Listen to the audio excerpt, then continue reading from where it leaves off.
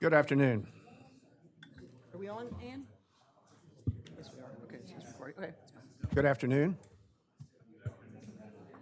I'd like to call this meeting of the Rehoboth Beach Planning Commission to order, please, at 1:30 p.m. Mr. Secretary, would you call the roll? Commissioner Gay, Here. Commissioner Dewey, myself, Commissioner Stockdale, Present. Commissioner Ellison. He's absent. Absent, okay. Commissioner Davis. Here. Commissioner Hunter, Here. Commissioner Strange, Here. and Commissioner Stewart, Here. And And I'm here as chair. and the chair. Thank you. Ms. Womack, would you verify our meeting notice, please? The agenda for the planning commission regular meeting was posted in City Hall and on the city portal on May 29th, and was sent out from the portal on the same day. The agenda was amended and reposted in City Hall and on the city portal on May 31st, June 3rd, and June 5th. Public notice for public hearing of Lot Consolidation application number 0224-02 for the property located at 511 Stokely Street Extended. It was posted in City Hall and on the city portal on May 15th. The public notice was published in the Cape Gazette on May 17th and May 21st, and in Delaware State News on May 17th and May 22nd. Public notice for public hearing of site plan review application number 1221-05 for the property located at 2 Belhaven Avenue was posted in City Hall and on the city portal on May 15th. The public notice was published in the Cape Gazette on May 21st and May 24th, and in Delaware State News on May 17th and May 22nd. Notifications specific to each of these two projects were mailed out to property owners within 200 feet, and signage was posted on each property. That's all I have. Thank you. Thank you. correspondence. Any correspondence? Regarding correspondence, Chair, in relationship to the request regarding 511 Stokely Street Extended, there is an email with attachment from Mr. Kyle Joseph, and that is embedded in the agenda and can be accessed through the city portal. There is also correspondence related to the Belhaven Hotel project. There were a number of communications sent to the city. Those can be accessed directly through the city portal. A quick summary of what has been received. We did receive 10 communications so far from residents, property, or business owners, and we received an additional 25 from visitors and vacationers. Further, we did receive also a letter of support from the Chamber of Commerce and Southern Delaware Tourism. Thank you. All right, the first matter of today is the public hearing for application number 0224-02, Lot Consolidation, 511 Stokely Street Extended. Mr. Janus. Yeah, I guess we should. Since we may have a number of people testifying here today, I think it would be a good idea to go ahead and ask those who intend to give testimony to stand and be sworn, please. We're trying to, we got a lot to do. Public comment. Okay, but will all of those who intend to speak, please stand and raise your right hand. Do you swear? This is for the first one, the lot consolidation. One more time. You're still standing, and that's a good sign. Do you swear and affirm that the testimony you give here today will be true to the best of your knowledge and belief? Yes, I do. Thank each of you. I guess Matt and Mr. Janus and Mr. Walls and Lauren, we need you to do as well, please. stand. You swear and affirm that testimony you give here today will be the truth to the best of your knowledge and belief? Yes. All right. Let's do 511 Stokely Street Extended. Mr. Janis, Thank you, Chair. Happy Friday to you. thank you. Before you is PC number 0224-02. This is a lot consolidation application for 511 Stokely Street Extended. An application has been submitted to consolidate two parcels into one parcel.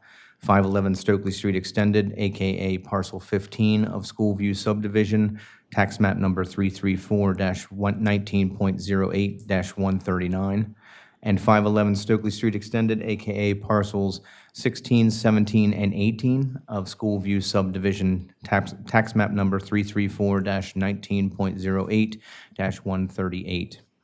Both parcels are located within the R1 residential district. Parcel 15 is a 20-foot by 100-foot for 2,500 square feet parcel, and parcels 16, 17, and 18 combined to form a 75-foot by 100-foot or 7,500 square foot parcel. Demolition has removed the structure that was constructed across the property lines. The applicant desires to move the properties together to form a single 100-foot by 100-foot parcel. Per Section 236, 8.1, Procedures for Consideration of Application. 1, upon a recommendation from the building inspector that an application proposes a partitioning of lots to their originally plotted configuration as shown on a legally created plat recorded in the Sussex County Office of Recorder of Deeds, and which plat has been recognized by the city, the chair of the Planning Commission may determine that the preliminary review is not required and schedule the hearing required under 236-28. And 2, upon a recommendation from the building inspector that all the parcels that are the subject of an application for lot consolidation under 236-10 meet all the requirements of 270-22 of Chapter 270 zoning. The chair and the Planning Commission may determine that preliminary review is not required and schedule the hearing required under 236-28. I have determined that this application merges two parcels into a single parcel and does not create any nonconformities. As such, it is recommended that the parcels be merged. All future applications will require compliance to the applicable codes of the city, state, and federal jurisdictions. If approved, the parcel will require recording with the Recorder of Deeds with Sussex County, Delaware. After the deed has been recorded, the applicant shall submit a live, signed, and sealed survey to finalize and address the parcel created. The City of Rehoboth Beach and the City of Rehoboth Beach Building and Licensing Department has reviewed the application and has determined that the submitted materials are appropriate for Planning Commission review. The city acknowledges that there may be issues identified in this review and that the Planning Commission may identify additional criteria that may need to be corrected or revised in future submissions. Consequently, the applicant's rights have not vested by virtue of this determination. Willing to take questions. Thank you. Does anyone have any questions of the building inspector? Is anyone here on behalf of the applicant? Yes, sir, please come forward. I'm not sure. Yes, sir, state your name, please. John McMahon, And Mr. McMahon, you are, property owner. all right, sir. I think I saw some communication from you as recently as yesterday. That's correct. And it's your intent to simply consolidate this into 100 by 100 foot lot, not your intent to then seek a subdivision or partitioning of that later. And you're just going to build a single house on a single lot. Single family home. All right, sir. Anyone have any questions of just a gentleman? Thank you, sir. Thank you. Hold on, I think we just need to make sure there's a record established on a couple other things here. You submitted there's a single deed, is that correct, that comprises both tax parcel numbers, that is all four lot numbers, so 15, 16, 17, and 18 That's correct. are all under a single deed? Single deed, yes. And the owners of the common legal title owners to the consolidated lot are who? John and Lisa McMahon. Okay.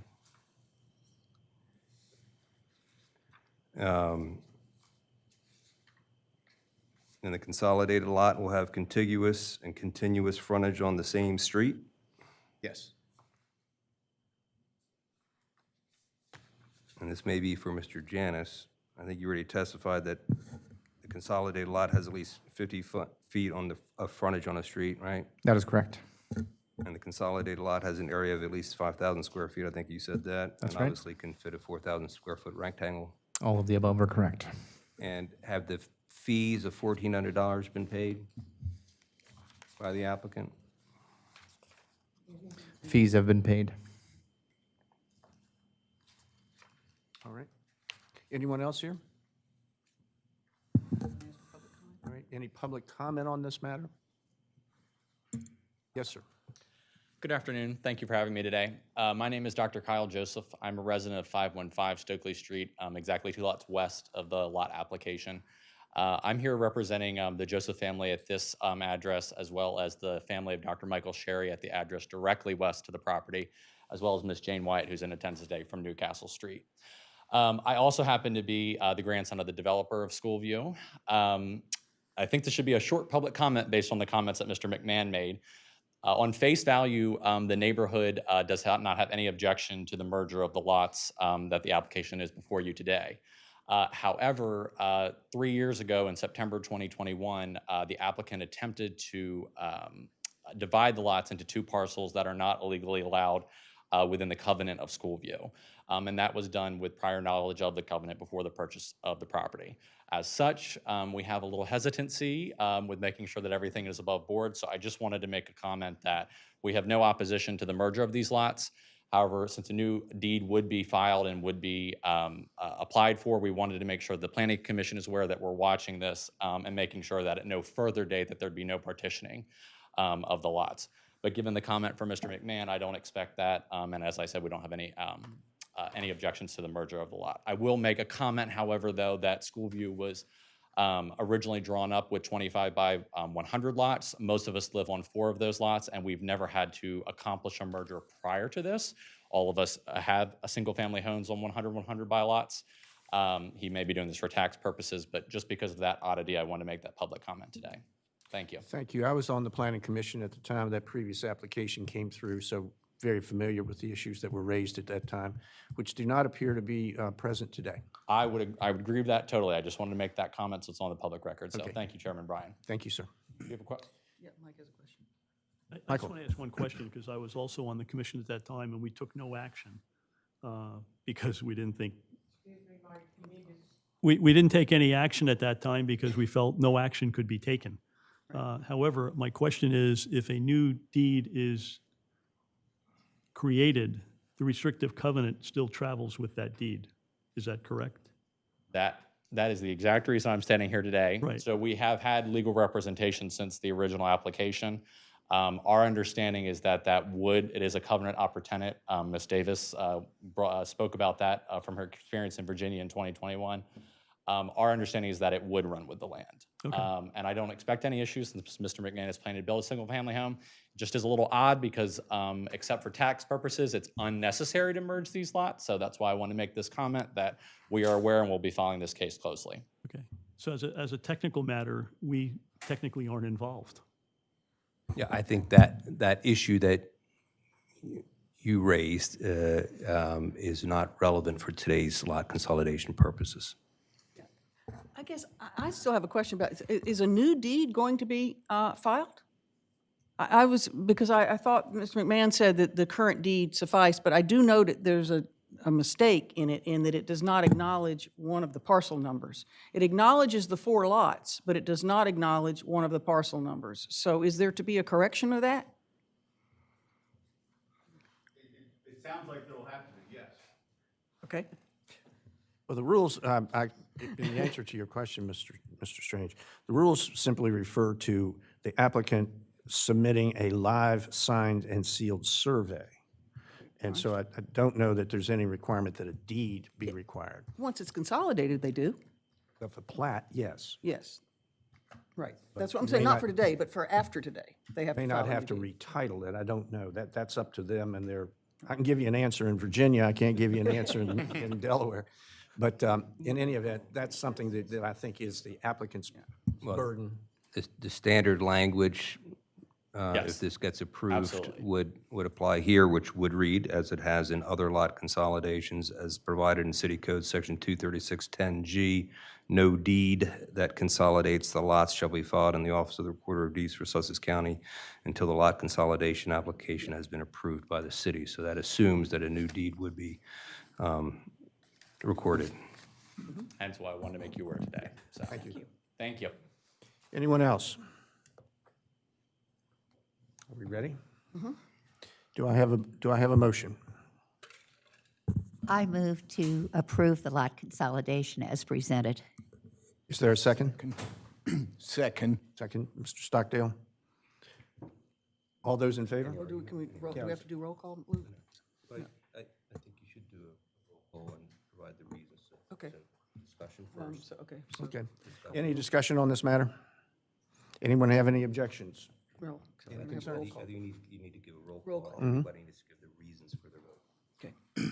You want me to go? I've been instructed to hold a roll call vote. Mr. Dewey.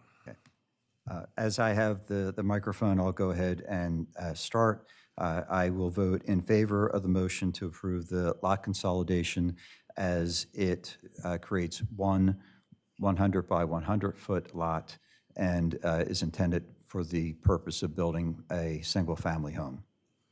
And I will go to Commissioner Stockdale. I too vote to approve the application. I note that the consolidated lots would meet all code requirements with respect to lot dimensions and road frontage. The consolidated lots will result in no nonconformities. The applicant has agreed to or has already satisfied all procedural requirements with respect to the consolidation, and I know of no other reason to disapprove the application. Commissioner Davis. I vote to approve for all the reasons that have been stated previously by Commissioners Dewey and Stockdale. Commissioner Hunter. I also vote to approve and would align myself, especially with the reasons stated by Commissioner Stockdale. Commissioner Strange. I agree with all my associates' comments and vote yes. Commissioner Stewart. I approve for all the reasons stated previously by my colleagues. Commissioner Gay. I also vote to approve for all the reasons previously stated, as well as the fact that it maintains the character and the consistency of the lots in Schoolvue. And Chairperson Bryan. The chair votes aye, and for all the reasons so eloquently stated by my members of the commission. The advantage of going last. Yes, so it is passed unanimously, and thank you for your presentation today.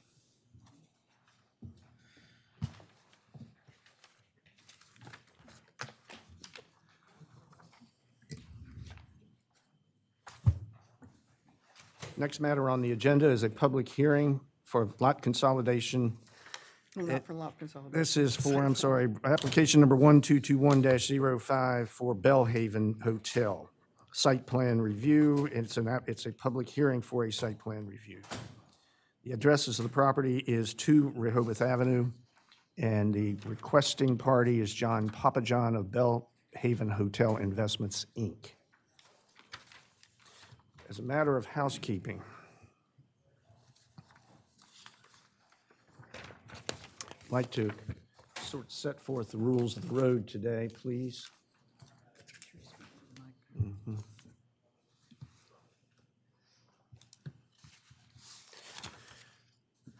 This application has gone through many, many iterations, and basically, the applicant has now appeared before this Planning Commission and the city's Board of Adjustment regarding plans to develop a hotel at the property, and all the way back to 2019.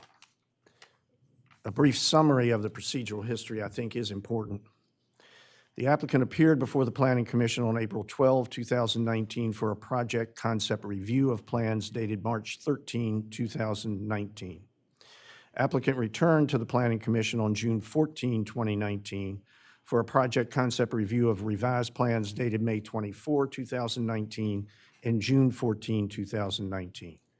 The applicant appeared before the Planning Commission on June 12, 2020, for a project concept review of the revised plans dated April 20, 2020, May 28, 2020, and June 10, 2020.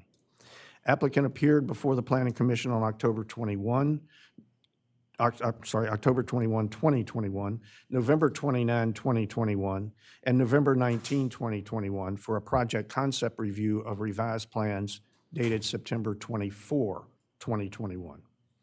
By way of a notice of decision dated January 24, 2022, the Board of Adjustment granted the applicant's request for a single variance from City Code Section 270-21B5, restricting floor area ratio for all buildings located within a commercial district to 2.0. Specifically, the applicant sought and was granted a FAR variance of 3.0 for 6 adjacent parcels that applicant wished to consolidate and develop. The applicant has now submitted the application that we have pending before us today. The building inspector prepared a report related to the application dated January 31, 2023. The city's planning consultant, Wallace Montgomery, prepared a report to the application dated January 30, 2023. The building inspector and Wallace Montgomery prepared a joint report related to the application dated April 10, 2023. The applicant appeared before the Planning Commission on April 14, 2023 for an initial preliminary review of the application based on plans dated August 26, 2022 and December 13, 2022. Applicant appeared before the Planning Commission on May 5, 2023 and July 14, 2023 for a continuation of preliminary review of the application. Thereafter, the applicant submitted revised plans dated January 12, 2024 and January 10, 2024 relating to this application. The January 2024 plans state on their face that they are the 7th iteration of the plans. The building inspector and Wallace Montgomery submitted to the Planning Commission a revised joint report on the application on or about March 12, 2024. The March 2024 joint report, among other things, provides comments to the Planning Commission for the Planning Commission's consideration, including general information concerning the application and recommendations for clarification or revision. Number 2, provides the building inspector's square footage calculation. And number 3, recognizes that the Planning Commission may identify those items identified in the joint report and reserves the right to provide responses beyond the content contained in the joint report. And 5, expressly states this letter and the comments contained herein in no way indicates approval of the subject application, nor do they vest any rights to the applicant. The authority to formally review, hold public hearing on, consider, decide, and prepare written findings of fact if required for any site plan application rests with the City of Rehoboth Beach Planning Commission. The Planning Commission resumed preliminary review of the application of these revised plans dated January 10 and January 12, 2024, on April 11, 2024, and May 9, 2024. The applicant submitted revised site plan drawings to the Planning Commission on May 10, 2024.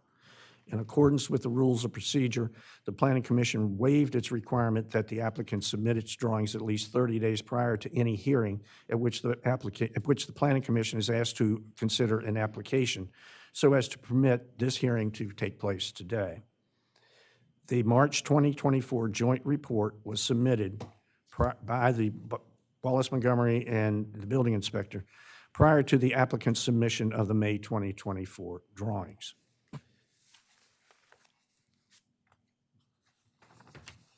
Today, we are going to commence the conduct of a public hearing. There will be a sequence that is called for in our bylaws of how the proceedings will start. I mean, for example, summary presentation by staff, questions from Planning Commission to staff, presentation and comments of the applicant, et cetera. Having said all that,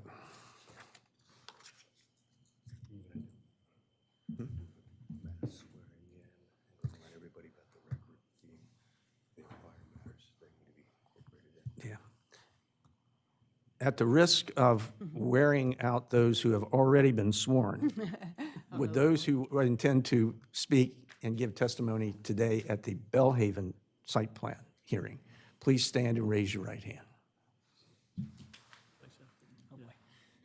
Do you and each of you swear and affirm that your testimony here today will be true and correct to the best of your knowledge and belief? Yes. Thank you so much. One last housekeeping thing, Mr. Forston, if I can ask you. You don't have to do it today, but as I've just read, there have been multiple sets of plans and drawings and responses and reports and all that. Since we're starting with a fresh record today, I think it would be important to ask you to designate, and you can do it by letter subsequent to today, just within 10 days, say, to designate that the documents that you intend to make part of the record for the consideration by the Planning Commission. In other words, I don't think you want to introduce all 5 sets of plans, because 4 of them probably don't apply. But I'm just making that for conversation purposes.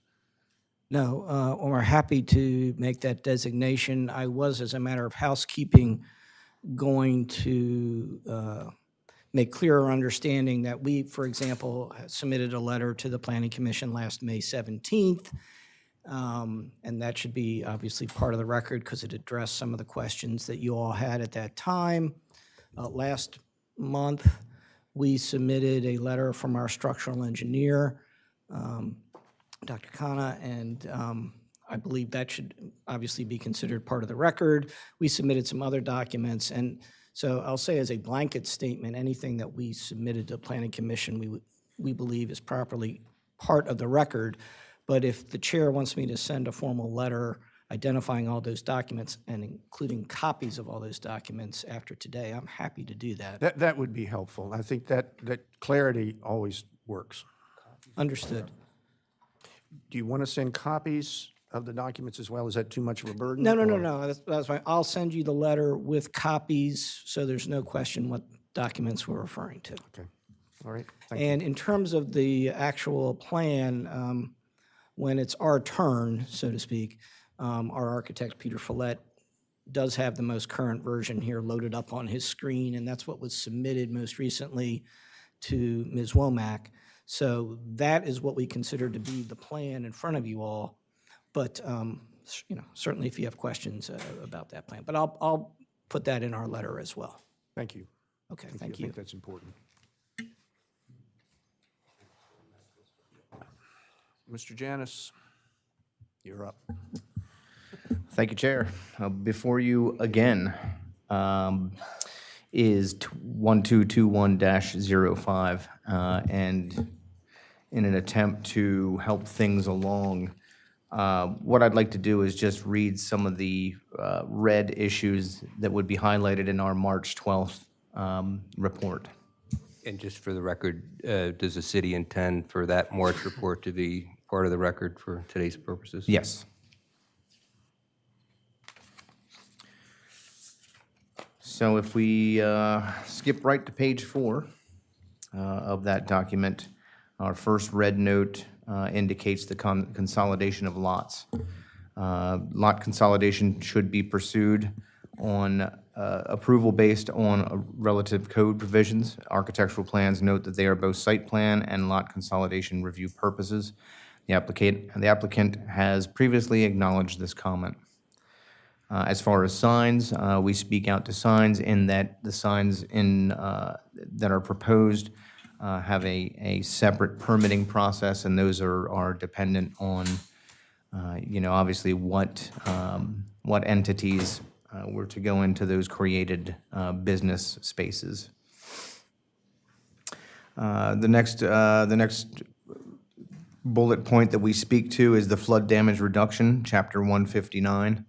159.12 states, requires the applicant to obtain a floodplain permit from the city before any filing, grading, site improvements, etc.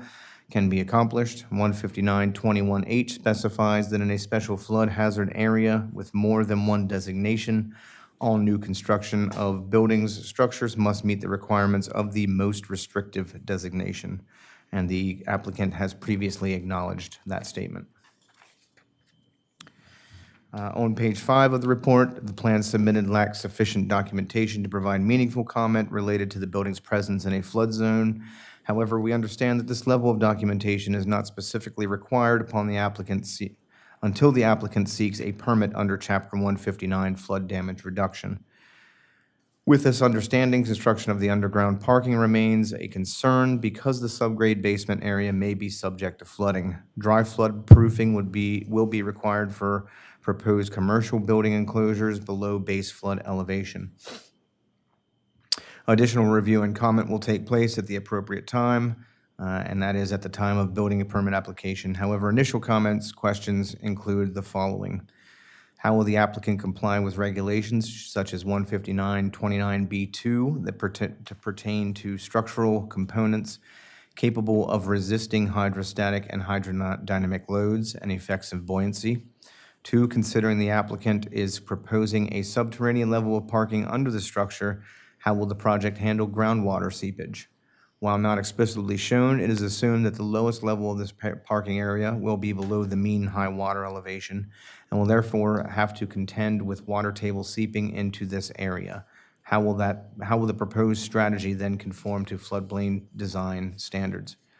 Number 3, dewatering strategies such as water pumps may be required to comply with the relative regulations, including those pertaining to point source discharges, National Pollutant Discharge Elimination System regulations as implemented by the state of Delaware and Sussex County, as well as those concerning noise levels and its impact on residents. And number 4, other flood-related subjects that may require future consideration, including prohibitions on placements of fill, either permanent or temporary, within the flood hazard zone. Number 5, once the proposal moves into subsequent design stages, the applicant must be prepared to demonstrate in detailed construction plans the means by which they will comply with the city's floodplain regulations, the NFIP regulations, and the international building codes, specifically those regulations pertaining to construction within a coastal high hazard flood area. Please be aware that the city may request additional information as may be necessary to ensure the proposal complies with the detailed design and construction standards as well as the overall intent of floodplain development regulations. On to page 6, upon receipt of the floodplain permit application and associated documentation, additional comments can be expected from the city's floodplain administrator, Wallace Montgomery, and/or a third-party reviewer. The applicant has previously acknowledged these comments. Nick, would you like to make some floodplain comments? Yes, Chair. I'd just like to provide a statement that Ms. Lauren Good and I are AICP certified planners. We are not certified floodplain managers, nor are we hydrologic or structural engineers. Our comments are predicated on our interpretations of the Rehoboth Beach Code, Chapter 270 and 236, not 159 at this time. Thank you. Thank you so much. And with that statement from Nick, I believe all the red comments are completed in our report dated March 12th. And just to confirm, that report was written before the last set of plans came to us. That is correct. Okay. So there could be some differences in things. Yes, ma'am. Any other questions of the Planning Commission for the building inspector, please? Yeah, I have a few questions. Hi, Matt, how are you? Great. Good afternoon. Good afternoon. So as I read this, the applicant will be required to seek a permit under both Chapter 159 and also, that you are going to be acting both as the floodplain administrator. Is that right? That is correct. That's my current title. Okay. And also, in terms of your other duties with which we are familiar as building inspector, does this mean that, I'm looking now at page 5 on to page 6 of your report, does this mean that there are two separate permits that the applicant will need to get? because you refer to the permit under Chapter 159 and the time of the building permit application. Are those two separate permits? It is a separate permit application, and I'm looking at the requirements for those. They don't happen a lot, thankfully or unthankfully, I'm not sure there. But there's requirements under 159.29, non-residential structures and non-residential portions of mixed-use structures. So there is some requirements in those sections that the applicant will need to acknowledge, and that is pretty much the details of the floodplain permit. They're both looked in conjunction with each other. So the building permit can't be issued until the floodplain is recognized. The floodplain has to be recognized before. So the two kind of work in conjunction with each other. Okay. And it says that at the top of page 6 that upon receipt of those applications for permits, that additional comments can be expected from you. By that, do you mean additional comments to us, the Planning Commission? I believe those would pertain to the construction proposed, the methods proposed for the building itself. Certainly, I would presume should the Planning Commission offer approval, certain requirements of that approval could certainly be, agreed upon by the Planning Commission. So you could require some additional things, if you will. Right. And in other words, the questions that you outline, the 5 questions and sub-questions that you identify on page 5, the responses to those questions or the implicit questions, those would be the questions that your office would go over with the applicant. Is that right? That's correct. And the responses to your questions, those could be shared with the Planning Commission? Certainly. Yes. Okay. Great. There was only one other thing that I wanted to ask about, I think, and that is, well, no, 2 other things. One is,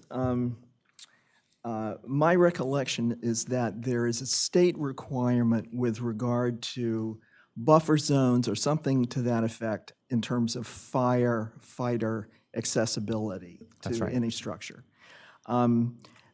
Have you reviewed any of the plans with regard to access for emergency personnel such as firefighters or ambulances? It's a fantastic question. And thankfully, here in the state of Delaware, the fire marshal supersedes the building official.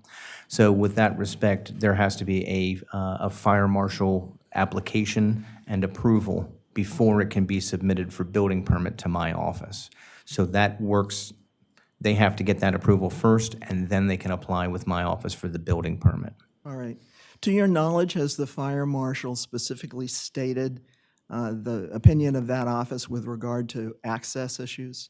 I believe on the onset of this application, a fire marshal was present. They were made aware of all of these meetings that were to be held, and to my knowledge, no one has showed up from that office, so I suspect that they're waiting for an application.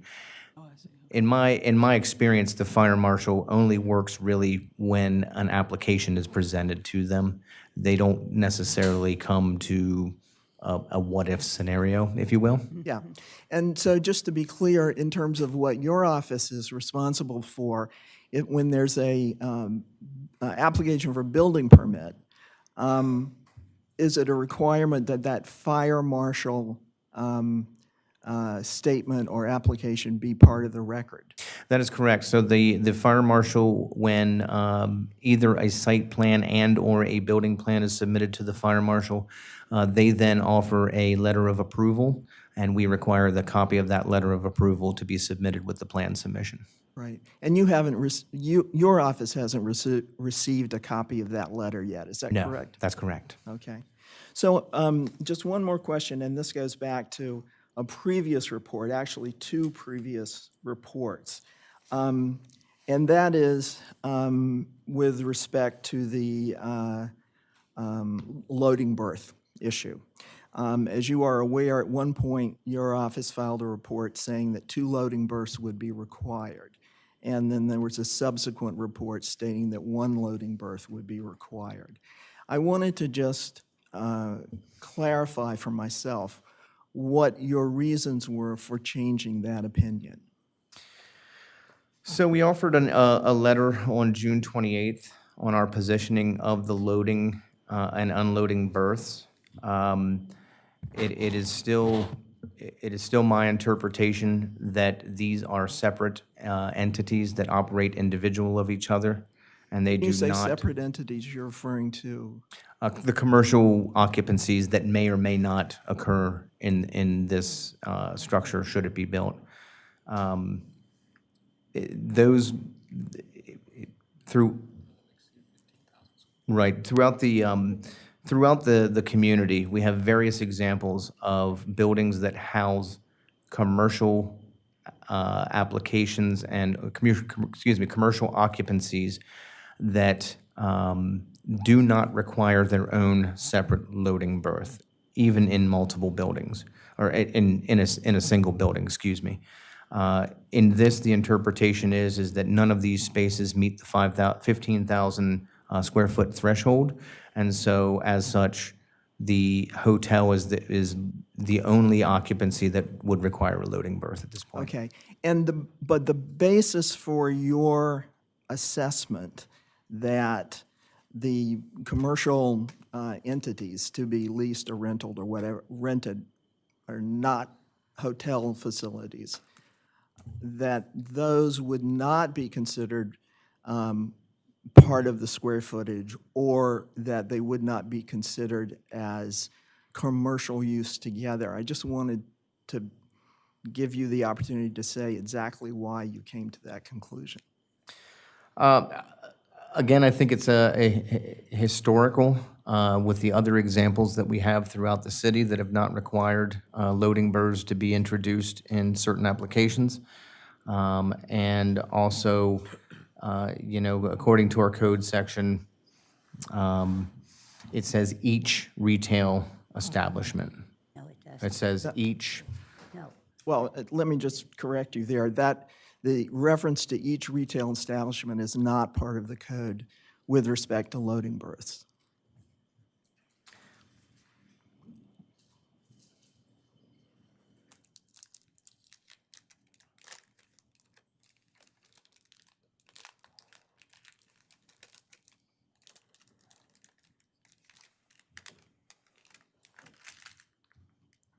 And so the only thing I would offer is, again, we reiterated our position on the June 28th, 2023 letter.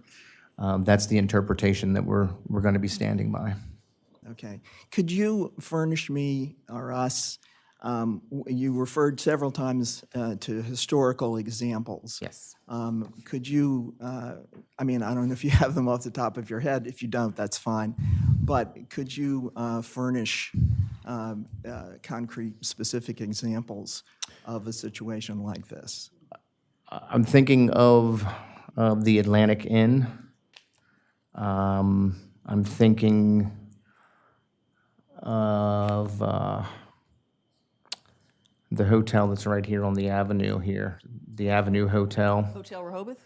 No, not the Hotel Rehoboth, the Avenue Hotel. Yeah, there are only 2 retail spaces in there, and they're not more than 15,000 square feet. So, and then there's the hotel that sits in the middle of Rehoboth and Wilmington Avenue. The name is escaping me right now.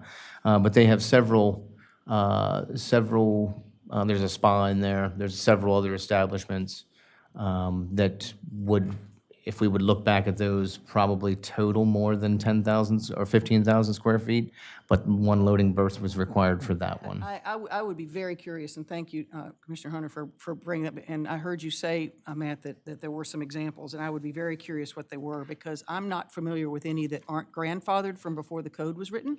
Sure. And I did look specifically up at the Avenue Inn, because that was a case that came before the Planning Commission. I wanted to see if that was an example, but there are only 2 retail spaces, and so they're nowhere near 15,000. And the same is true of the Hotel Rehoboth. That has maybe 3 commercial spaces, but also nowhere near 15. So I don't know, I'd love to see some examples, because the only example I know is First Street Station, where a loading berth was required, and it's one building with individual stores in it. So just to be clear, Mr. Janis, I understand that, you didn't necessarily anticipate this question. I'm not trying to, to sort of catch you out in any sense. So please, if you would just furnish us with specific examples that you considered when you made this determination for the newer letter. And again, for Mr. Janis and for any of the city representatives too, I'm assuming that you would like the June 28, 2023 letter submitted as part of the record. Right. And Chair, you may want to give the city the same indulgence that you gave Mr. Forson to supplement the record within X number of days. Yes, if you would, Matt, your office, and this for Wallace Montgomery as well, if you would like to designate certain documents as part of the record, which I think is very important. I mean, you've spoken here today about the March 12, 2024 letter and the June 28, 2023 letter. So anything else that you think should be made part of the record, please just send us a letter and Absolutely. designate those documents. And Mr. Janis, the letter that you're referring to, in which you made a comment that a loading dock, second loading dock for the retail use would not be required, was addressed to Mr. Papajohn, not to the Planning Commission, and I'm not sure we got a copy of it, but I would suggest that perhaps you might want to, create a document or send a document to the Planning Commission with that view, as opposed to directly to the applicant based on a meeting that you had with the applicant, at which, as far as I know, no Planning Commission member was present. All right, thank you. So the letter was CC'd to Mike Bryan and Luke Mehta, which then should have been made available to the Planning Commission. It was made available, but it was not addressed to us. We were simply copied. Yeah, I'm unclear whether that's part of the record or not. I mean, I think we've all seen that letter. I think it was just made part of the record. It was just made part of the record. Yeah, I think that's a fine way to put it.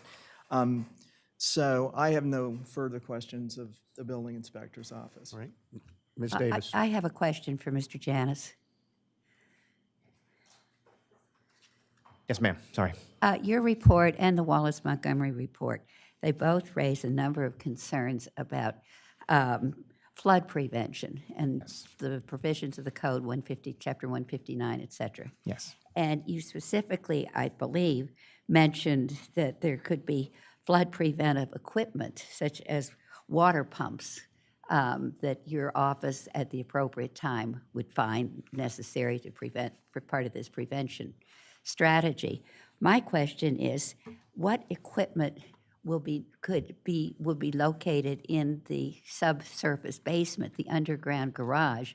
And if there is equipment such as water pumps and other equipment down there, will that interfere with the number of parking places that the applicant can provide? That's a great question. So according to flood zone requirements, no equipment can be located below the flood zone, the BFE +1 for the freeboard, right? So we can't put anything down there that would be equipment except for elevator hoistways, things like that, that naturally would be occurring in those areas with the building. No other equipment can be down in that area. So pumps, et cetera, could be located down there, but I don't foresee that those pumps are going to grow to such magnitude of size that they would start to capture additional parking spaces. Of course, that's something we have to look at when the final engineering is determined. And obviously, if parking spaces are taken up due to equipment, then we've got a violation at that point. So we wouldn't be able to give a building permit unless all of those criteria were met. Thank you. You're welcome. And just to confirm, Matt, you did say, I guess I didn't realize this before, the permit application for the floodplain has to come first, before the building permit application. Is They that correct? basically coordinate with each other, that's right. Okay. And this is a question for both Nick Walls and the building inspector. I didn't write down, so I'm trying to go back and make sure at least I have notes. The subject matter that you disclaimed, I have recollect was floodplain matters, structural, hydrologic. Anything else? Things for which basically you are not issuing an expert opinion. Correct, yes, sir. Anything else? Did I missed anything? No, that was what we listed. Yep. So additional information would be required before you, have to be required, and you would still not be able to opine unless you. We would seek a third-party opinion who does have expertise in those subject matters. Okay, is that the same for you, Mr. Janis? Correct. Okay. Anyone else?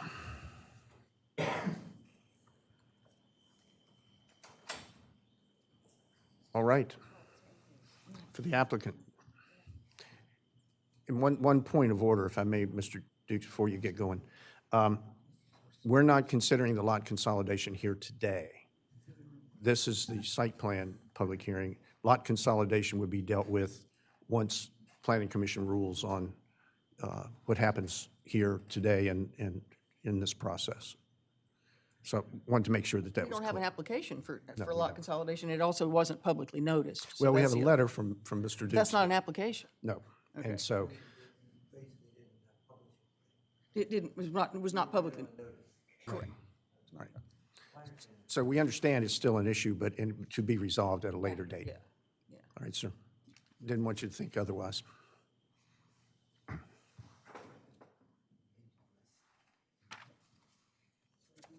On to the- Yep. Okay, you ready to proceed for the applicant? Yes, we are. Yes, please. State your name for the record, please. My name is Hal Dukes with the law firm of Tull and Razor, and we're here on behalf of the applicant, which is the Papa John family, for the new Belhaven hotel concept. When John and Alex and I first went to the building inspector and the team there in 2017, our goal was to get some advice.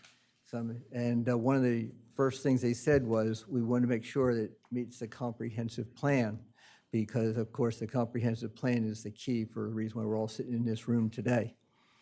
And we've done that.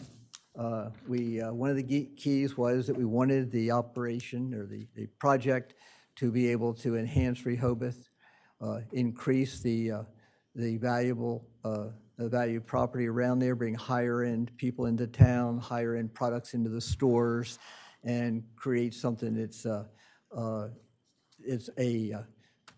basically an opportunity for other property owners to emulate and upgrade the town.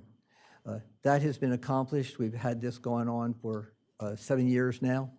I don't want to take a lot of your time today. I basically want to go ahead and have the plan presented by Mr. Follett, and he has worked with you for 7 years now. We've seen most of it. We're trying to keep this brief because we have a lot of people here and like to speak. So in that regards, I'd like to turn this over to Mr. Follett, please. Yes, sir. Good afternoon. Miss Womack. There we go. So I couldn't be more excited to be here today to share with the public the proposal for a world-class hotel at the corner of the finest piece of real estate in the greatest state in the country. I'm a Delawarean, and been blessed to be a part of this state since 1969. So this is our kickoff image here. The Belhaven Hotel is proposed to be a 92-room hotel with 94 spaces of underground parking, approximately 20,000 square feet of retail on the ground level. And if you'll notice here on the image today is that, we anticipate the shops coming back and being a part, the shops that are beloved and a part of the corner of Rehoboth and the boardwalk. We, as Mr. Papajohn has assured me, and our intention is to bring them back. And the only thing sort of is, Mr. Hearn, we've given you an upgrade on your signage in a little color. You can change the color later if you'd like. It'll have a 2,700 square foot ballroom, and it will have all of the amenities associated with a five-star hotel. This plan here just shows everyone specifically where we are located. In case you were wondering, it's at the corner of Rehoboth Avenue and the boardwalk. The building is this pink shape here, so you can see that it's, of course, not a simple project, not a simple shape, but the retail will primarily exist at the corner of Rehoboth and the boardwalk, and then the entrance to the hotel will be off of Wilmington Avenue. So the building actually spans the entire depth of the block from Rehoboth to Wilmington, and it's a dynamite piece of real estate in a dynamite community. I didn't realize that there existed a Belhaven hotel until I met Mr. Papajohn. In 1962, this beautiful building was wiped out by a storm, and maybe there are a few people here in the room that might have dined there. I know a couple of my parents' friends actually had. And so this beautiful building with white and green roof and sort of spire, sort of iconic architecture, unfortunately was destroyed in the Great Storm of 1962. Excuse me, Mr. Follett. Is this the document that's embedded in our agenda today? Because we're all looking at something else. So this is the Belhaven Hotel, and so it's part of the presentation I'm giving today. But The we document don't that have, we you're- don't have it? You may not, but the document, you're going to get to the document is like a few slides in here. The document that you have will be a part of it.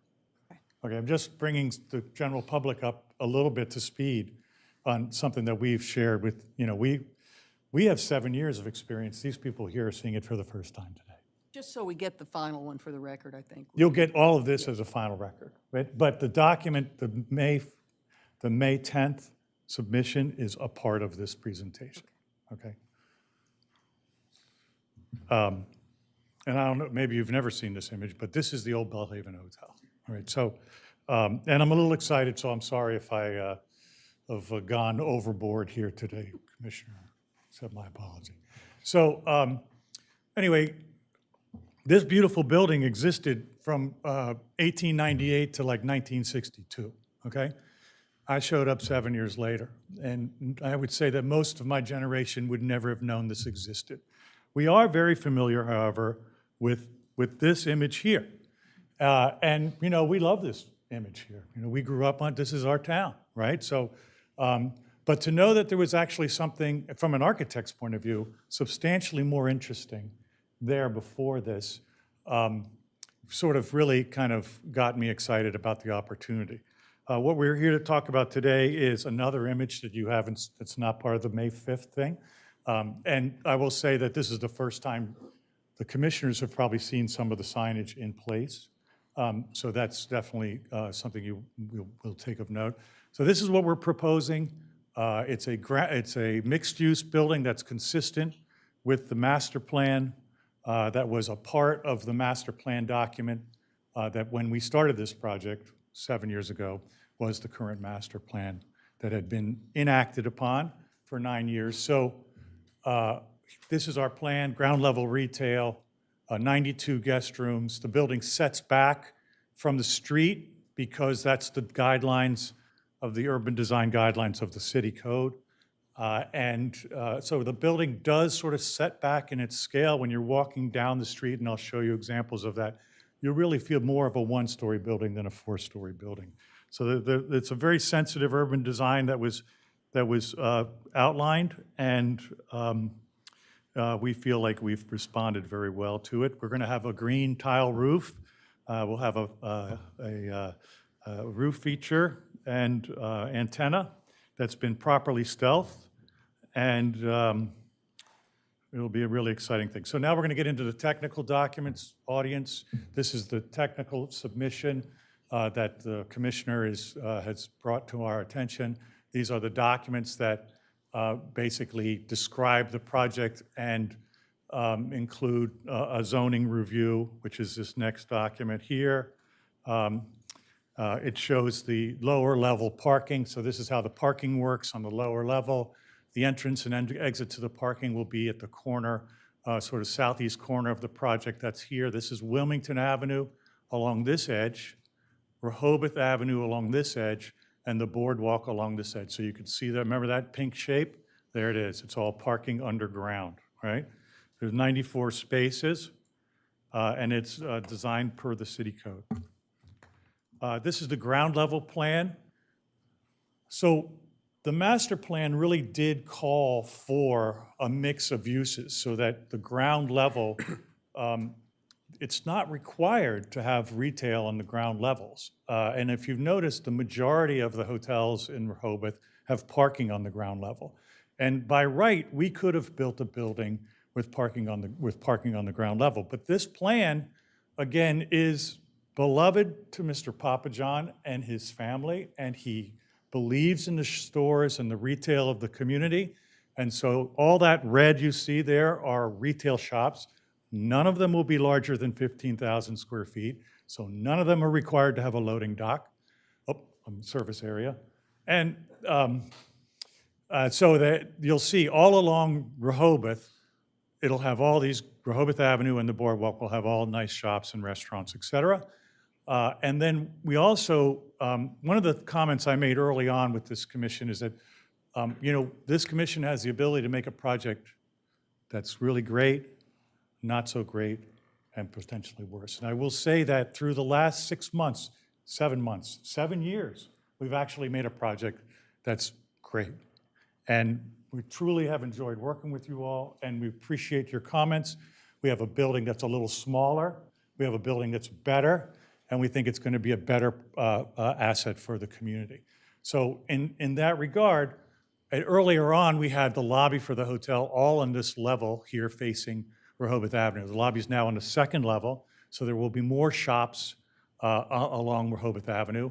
And this is the service area here adjacent to the entrance to the garage, okay? So second floor plan. The lobby for the hotel and the lobby restaurant will be on the second floor plan. The pool will overlook Wilmington Avenue and have views down Wilmington Avenue of the water.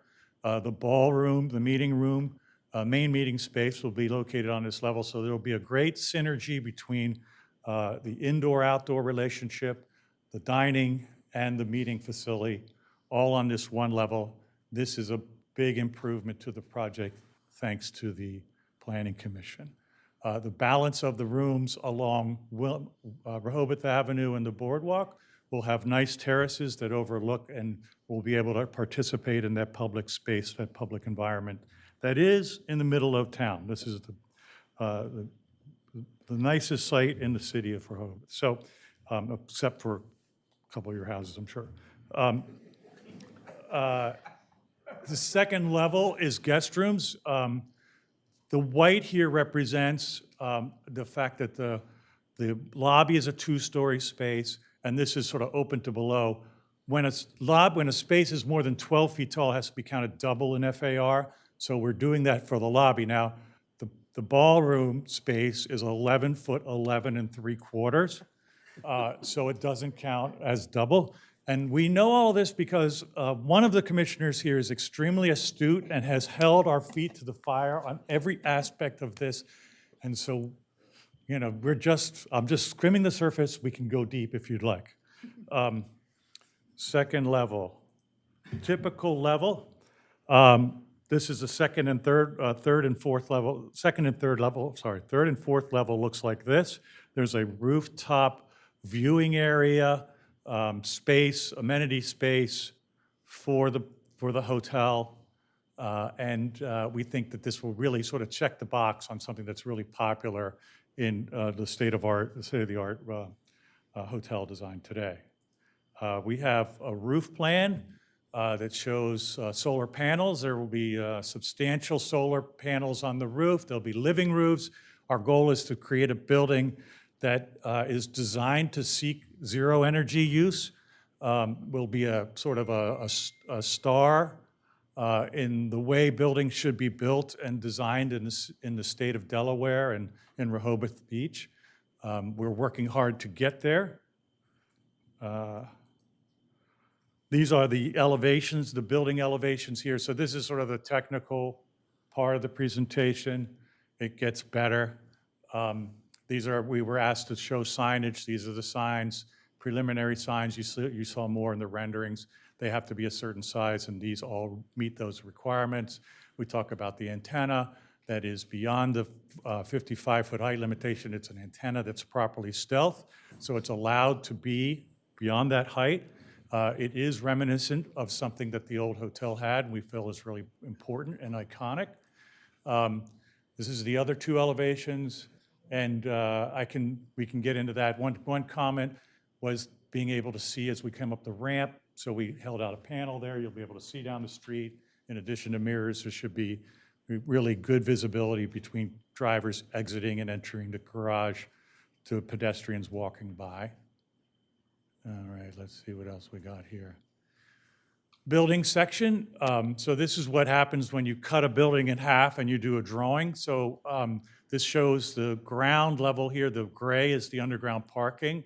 The pink, you remember that? That's the retail shop. So there's retail that faces. This is Wilmington Avenue on this side and Rehoboth Avenue on that side. You can see how the building sets back. The shaded area is actually how the building is required to set back, and you can see how we set back well beyond that on both Rehoboth Avenue and Wilmington Avenue. There's our swimming pool. So it's elevated. We will not have a glass bottom. We've thought about it.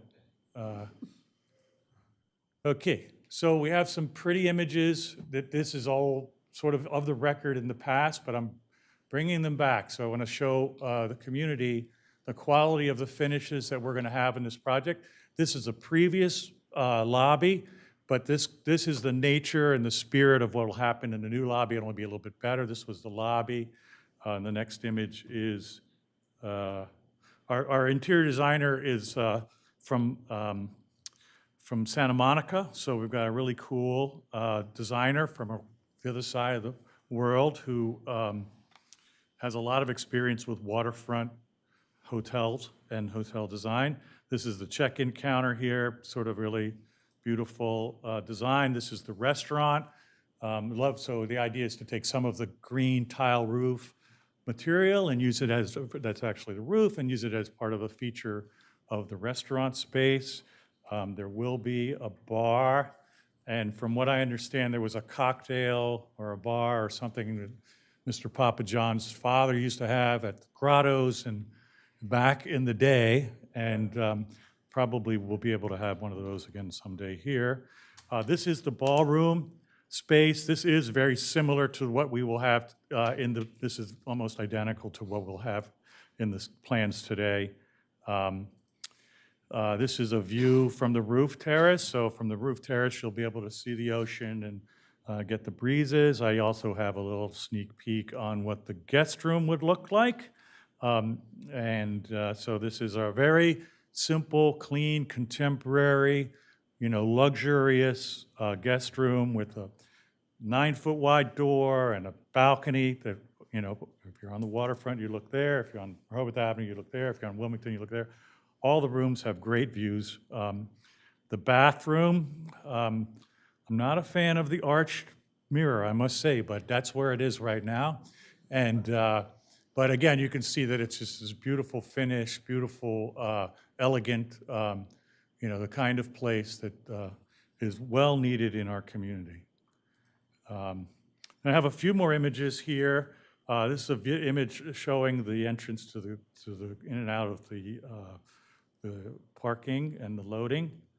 An image along the boardwalk. So the signage will sort of sit out and at the edge of the canopy. The canopies are designed to feel like an older ambiance, inspired by the original Belhaven view of the facing Rehoboth Avenue,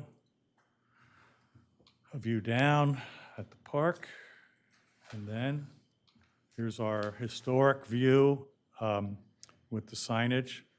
And let's see here, I have a couple more things to show you.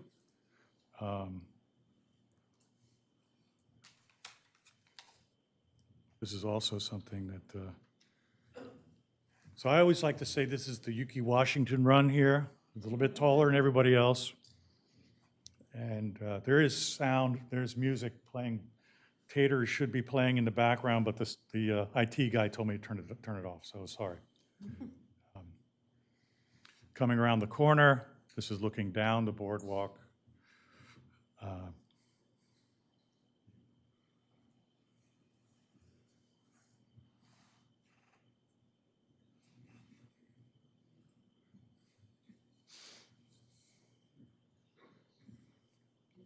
You'll see some of these people over and over again. There's only a limited amount of selection of people in animation, and so. This is coming back up Rehoboth Avenue in front of the old Dollies.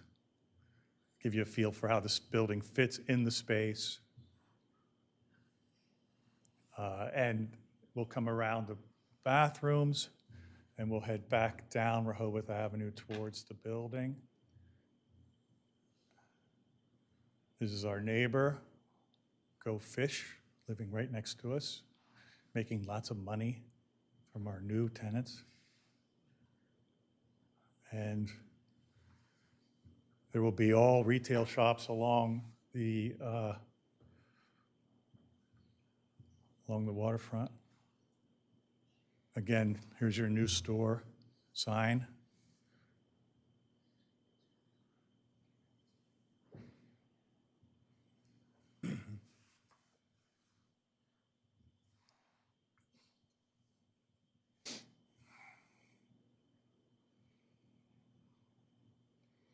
The signage like this seems to work well. It's very apparent, but it doesn't compromise the architecture.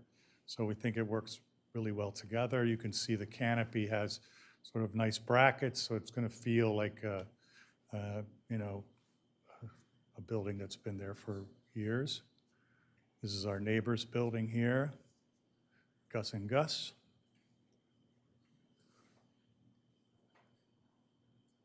And then we're going to go up Wilmington Avenue, so you'll be able to see how the building faces Wilmington Avenue. And the entrance to the hotel is... I can't believe you have empty parking spaces. I'm sorry about, there's one, yeah, but they're occupied by people.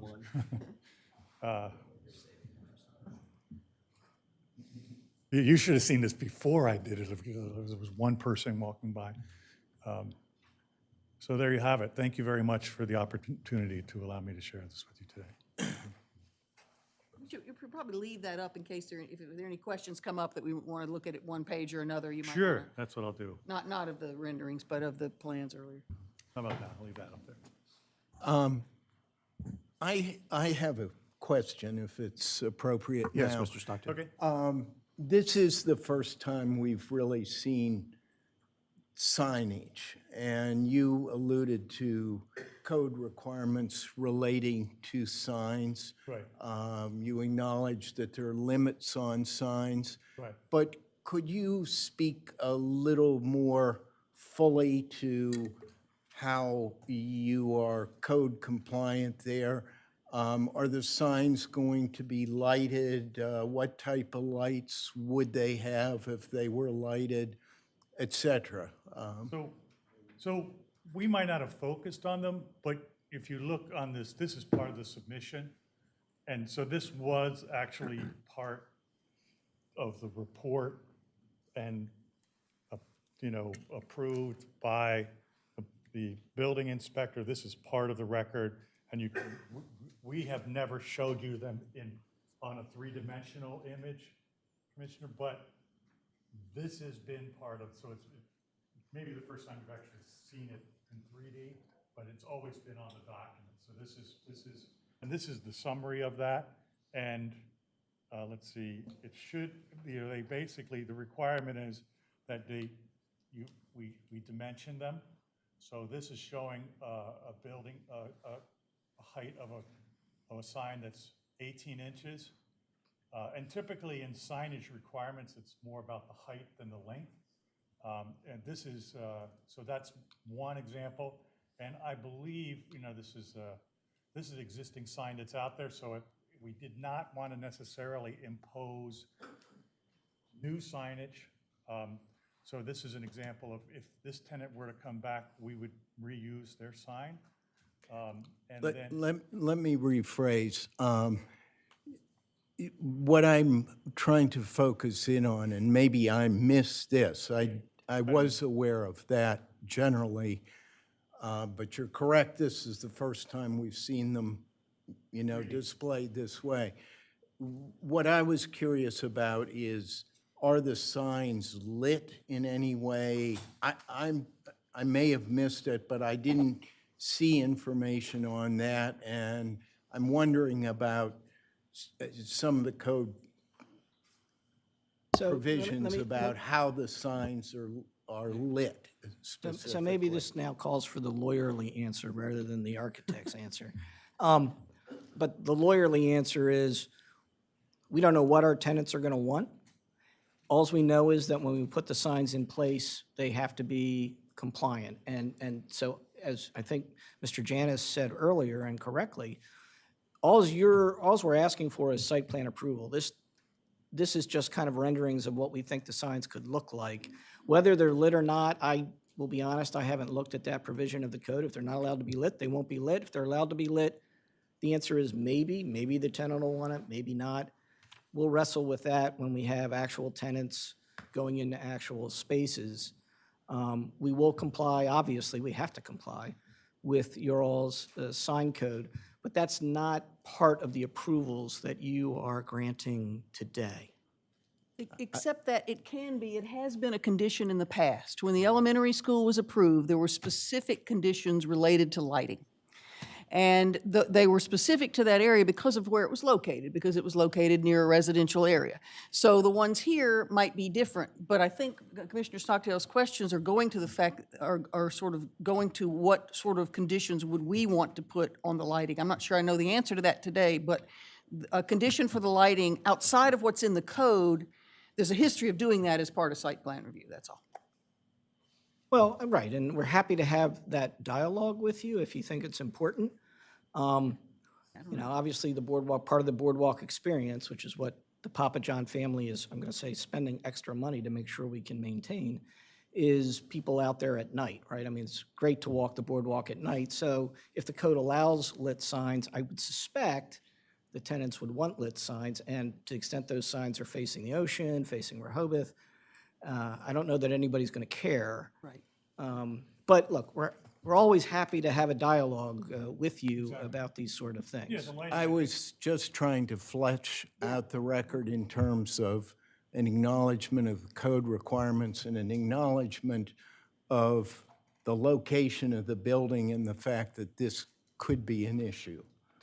I certainly appreciate that. And while we're on the subject of acknowledgements, I mean, some of your all's questions to Mr. Janus and to the Montgomery-Wallace folks, or Wallace-Montgomery folks, excuse me, talked about things that are going to happen down the line, right? I mean, as you all know, this is not the final be-all and end-all of this project and the approvals. I mean, after we get site plan approval, I'll knock on wood, but I think this is a good plan and it should get site plan approval. I think it complies. Then there's a lot more detail and design that you really start to delve into. Peter has his work cut out for him once we get site plan approval in terms of all the architectural building construction plans and that sort of thing. Sanjay has his work cut out for him in terms of actually figuring out the size of the pumps and all the questions that were being asked about the dewatering.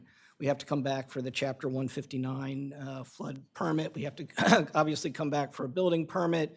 The fire marshal has already approved the site plan, but obviously it's very basic. Once we have actual construction drawings, those go to the fire marshal before they go to the city, as Matt said. And he has to sign off on the construction drawings from a fire safety, fire code point of view. So there's a wealth of issues that get addressed, and it just gets addressed in stages. I mean, we're not going to do construction drawings for a site plan unless we know the site plan is approved. Again, just for purposes of atmosphere, my point is just because this is a public meeting, to draw out information and to make sure people understand that some of these issues will be given thought procedurally. Correct. Yes. And this is like, the note here, style and location of signage is for illustrative purposes and subject to change during design. Just to follow up on the point that the commissioners are making, so, signs are both a zoning code issue, but they're also a 23630E issue, and my sense is that's what the commissioners are asking, if they're going to attach certain conditions as they're allowed to do. Signage is one of the specific factors for a potential condition. So you may, with all due respect, you may want to just take that into consideration and think about that and inform the Planning Commission what factors might be relevant from your all's perspective so the Planning Commission can attach whatever appropriate conditions it wants to. I mean, I love the Dolly sign, but obviously there's not going to be a sign like the old Dolly sign, right? So, I mean, they will be code compliant. This is really the first time anybody's thought of this issue or thought to ask about it. But our intention has always been to build, I mean, we have to build code compliant signs. It just depends, a tenant may want a sign to look like this, as long as it's code compliant and as long as it doesn't detract from the building, who are we to care, right? So it comes down to really the tenant's preference. They're going to end up paying for the sign as part of their lease. There will be signage criteria for the building. Right. There'll be signage criteria that reflects the architecture of the canopy. I would think you'd There will want be that. signage criteria that reflects the part that's masonry with the glass canopy. Yeah. So it's not like they're going to completely Right. have their way. Good. I think We will that's be involved reviewing, we Yeah. have a long-term agreement with the ownership. We will do tenant review, and, so we'll make sure that think it that's doesn't good. get out of Now, I mean, this is a very expensive building, as you all have probably figured out by now. And we're not going to just allow some slapdash thing to detract from that investment and from the quality that is otherwise going into the hotel. So, If I could make a brief follow-up comment, and I'm glad that Commissioner Stockdale brought up the question. I'm also relieved to hear some of the feedback from Mr. Follott. There are very different interpretations of what's appropriate for a boardwalk. It could be neon and LEDs and projections, or it could be somewhat more laid back and more traditional and more similar to what is currently in place. And so for the purpose of today's discussion, I'm willing to kind of sit back and listen and await the design implications of Mr. Follott's comments.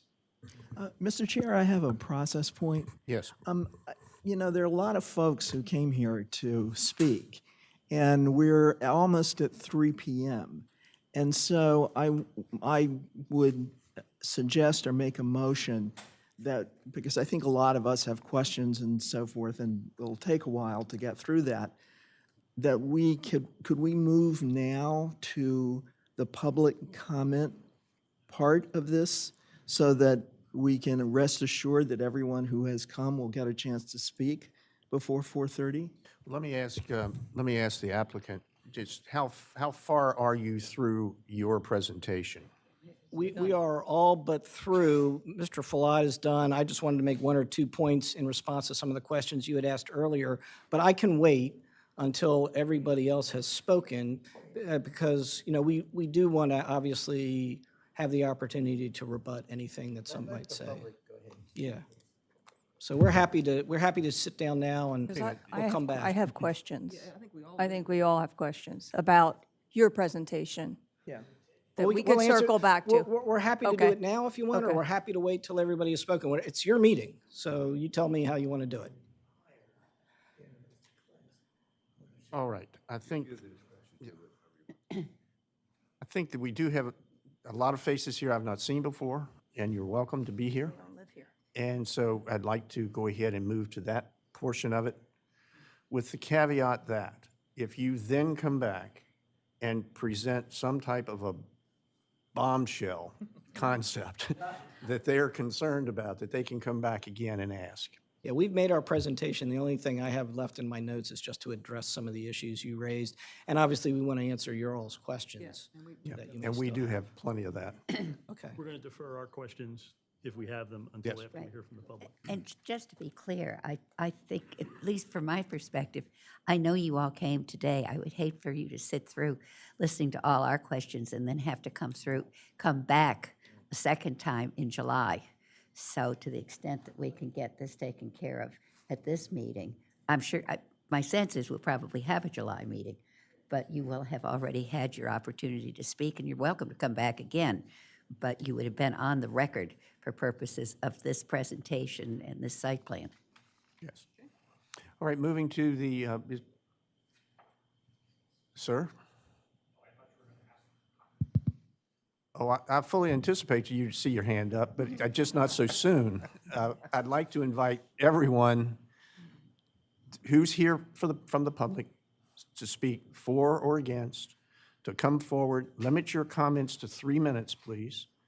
And let's start, come up, introduce yourself. May name I and address. ask that we hear from city residents first? Because we've been flooded from Bethesda and Chevy Chase and Bethany, and that's interesting, but relevant to me is really what the city residents and leaseholders of the city think. All right, Just prioritize. okay. Any locals here? Landowners, leaseholders that wish to speak? Mr. Perry? Okay, may I just interject, because Yeah. Chair Bryan has been so kind as to give me a job, which is to time these comments, which I will do. And just so you know, this little blue thing here, I'm going to get some of these for when I teach, I have to say. But anyway, this little blue thing here is 2 minutes, and this little red thing is 1 minute. So my plan is to flip the blue thing whenever anyone starts. When it runs through, I'll say, now I'm flipping the red one, which means you've got 1 minute left.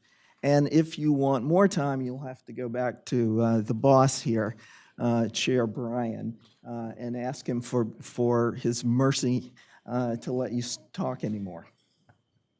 Is that a fair statement? Yes, that's a very, but since your students are law students, don't you get a lot of different opinions on how this is supposed to work? I'm sure I would.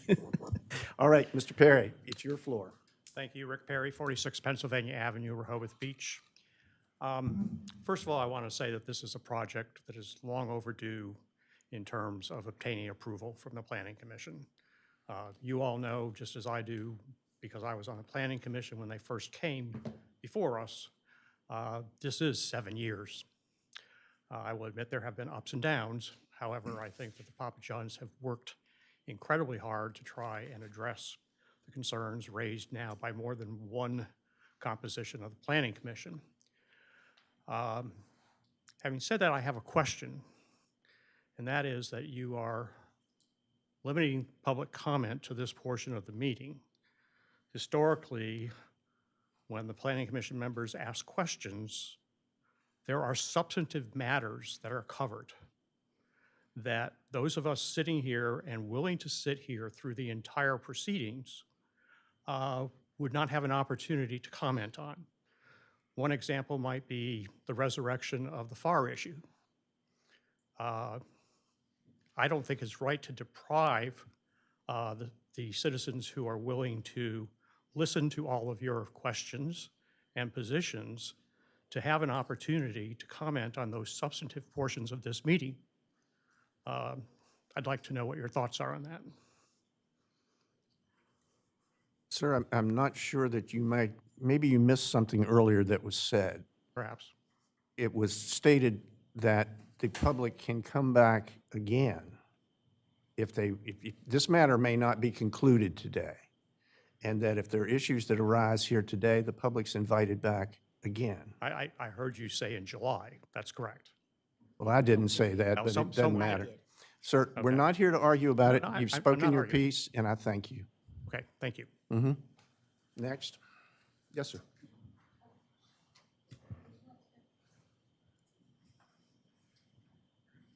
Okay, my timing has been thrown off, so we're going to do it a little bit different, but you go right ahead, sir. My name's Clifton Hilderly, 402 Bayard Avenue. I was glad to hear the comments about the flood zone today because I'm here. I want to bring to the commission's attention something that our neighbors to the immediate north, called New Jersey, have done. Within the last 2 weeks, they just issued a proposed rule process and put forward a 1,057-page, whatever you want to call it, monumental document based on years of study and millions of dollars about the impact of climate change on their coast. And to that end, I'd like to read 2 short pieces. Almost 2/3 of New Jersey's coastline is already at high or very high risk to coastal erosion, and 98% of the coastline is projected at medium or very high risk to sea level rise. Over 500,000 acres of New Jersey land are highly vulnerable to coastal hazards. This is directly from their report. And secondly, by 2050, there's a 50% chance that sea level rise will meet or exceed 1.4 feet, 17% chance it will exceed 2.1 feet. Under a moderate emission scenario described below, those levels increase to 3.3 and 5.1 feet of sea level rise by the end of the century. Obviously, they're not going to wait till the end of the century for the 5.5 feet to happen. So what I'm asking the commission here is to make sure that in your deliberations and calculations that important projects and certainly significant infrastructure is not built based on poor assumptions about what's going to happen. And FEMA can't have it both ways, rolling back the floodplain and then telling us that the sea level is going to rise at the same time. That makes no sense. So that's all I had to say. Thank you, sir. Next. Yes, ma'am.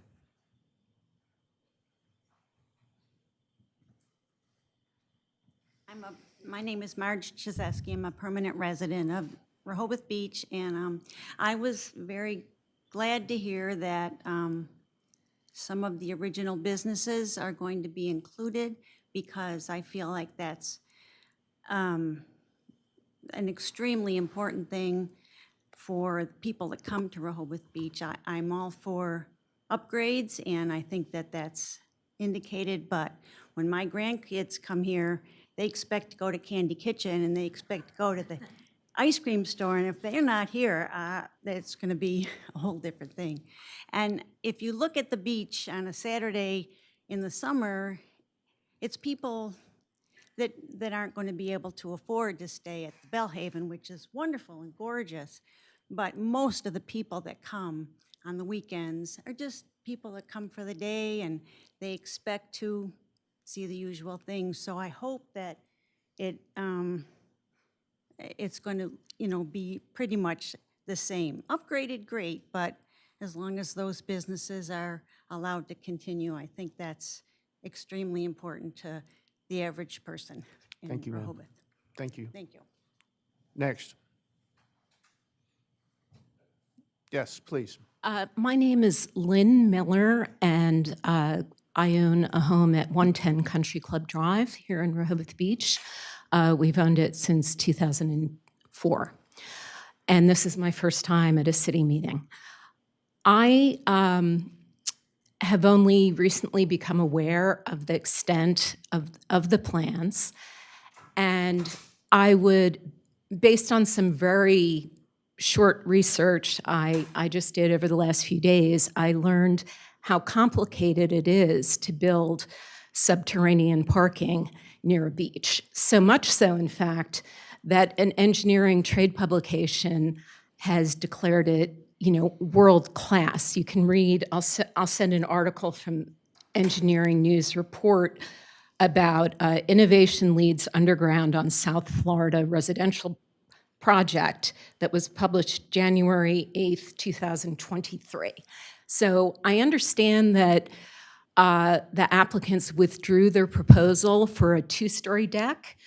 However, I'm kind of surprised it went on so long when the complexities were known, and I'd like to understand how deep the one-story deck will be, and what experience they have had with building subterranean parking so close to the shore. And then finally, I have a lot of empathy for 7 years that you've spent on this project and all of the details.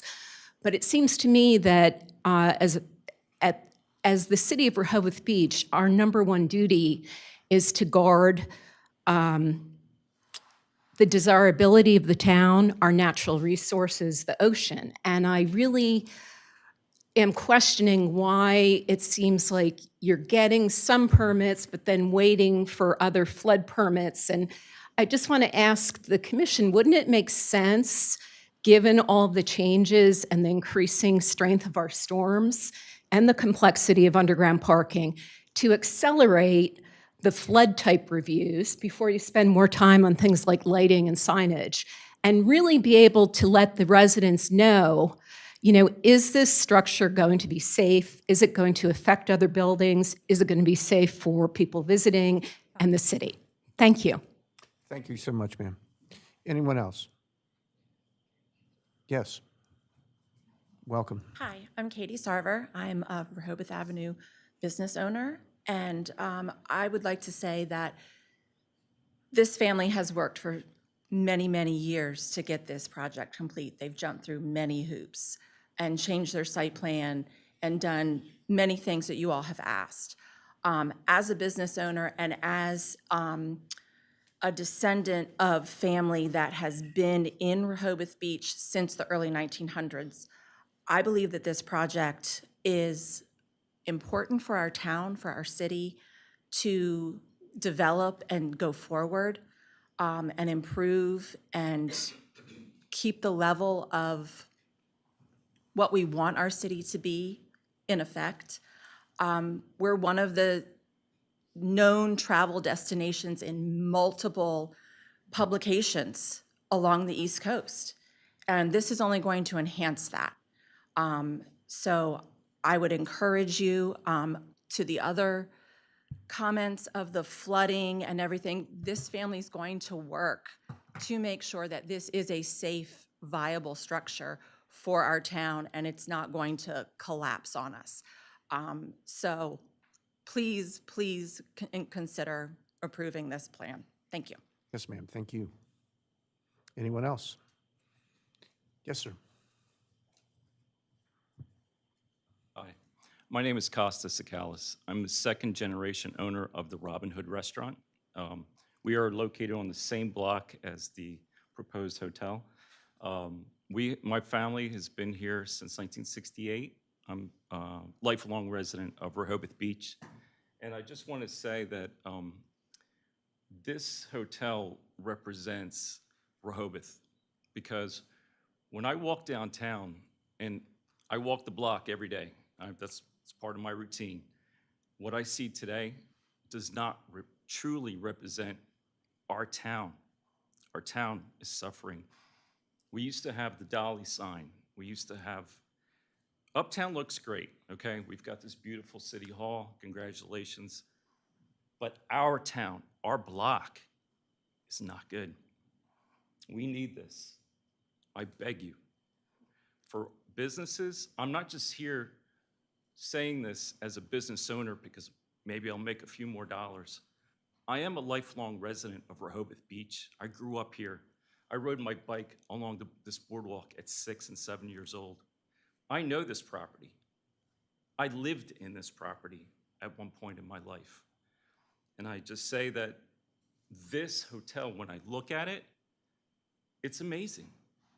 I just ask that maybe you see it the same way as I see it. And I just want to see downtown Rehoboth to look the way it should. This will do it. Sorry for carrying on too long, no. but I just want to say thank you. And, Thank you. Yep. Anyone else, please? Yes, ma'am. I'm going to turn this down a little bit. There you go. I'm Carol Everhart with the Rehoboth Beach, Dewey Beach Chamber of Commerce. And I know that you received correspondence from us. This was much discussed at our board meeting, and it was unanimous to see approval of this.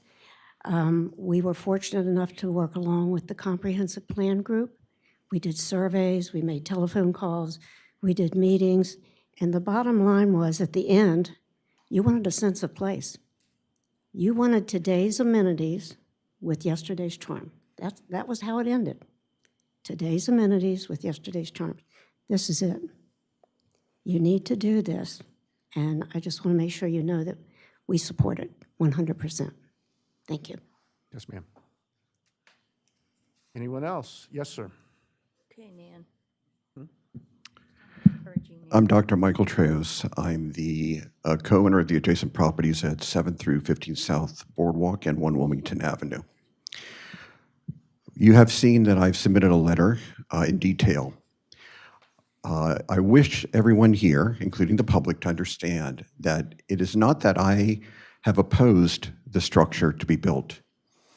For years, I've made it very clear that we are in support of the building of a new hotel at that location.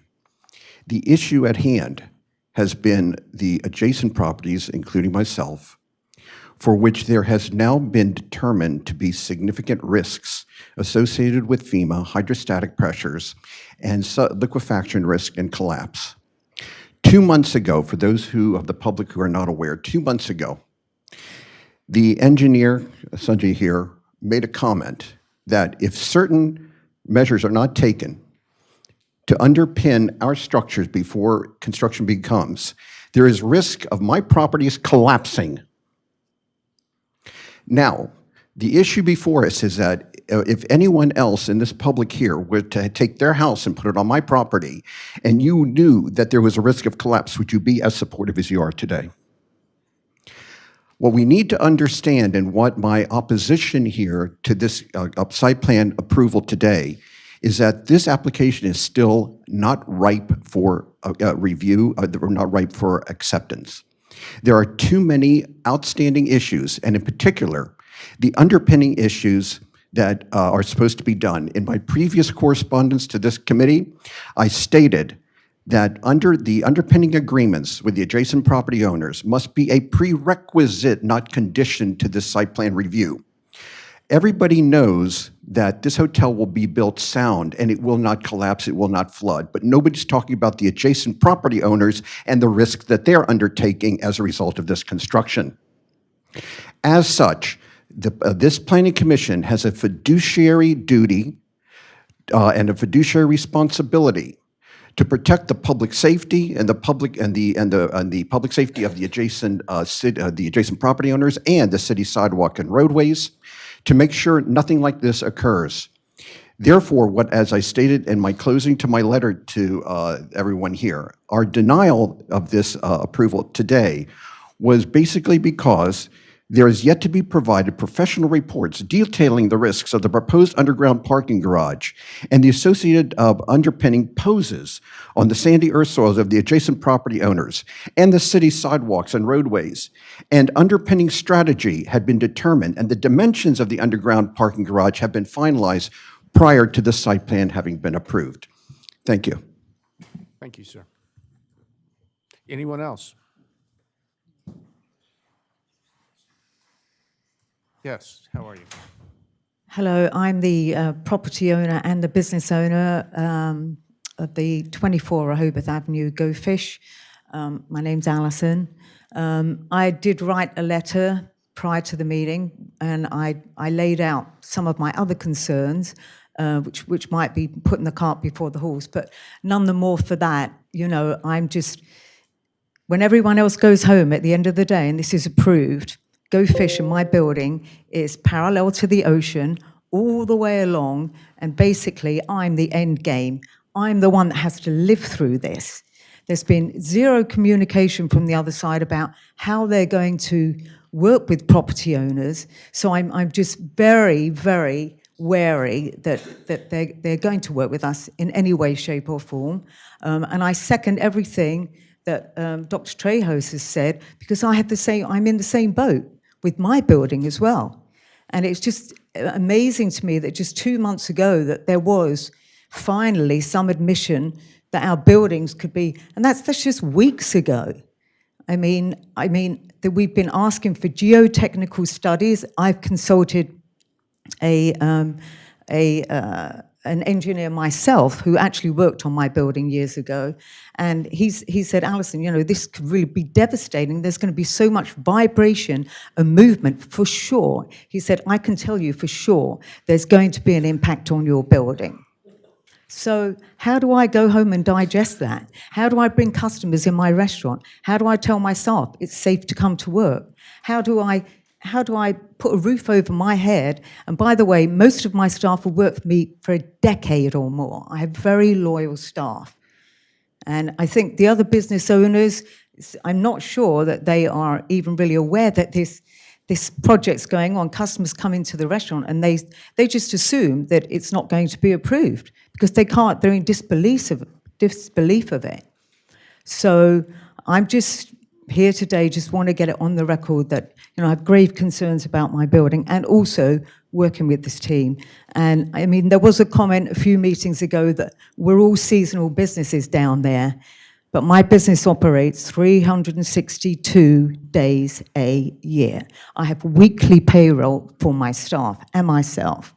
So I'd like that all to be taken into consideration. Thank you. Thank you. Who's next? Yes, sir.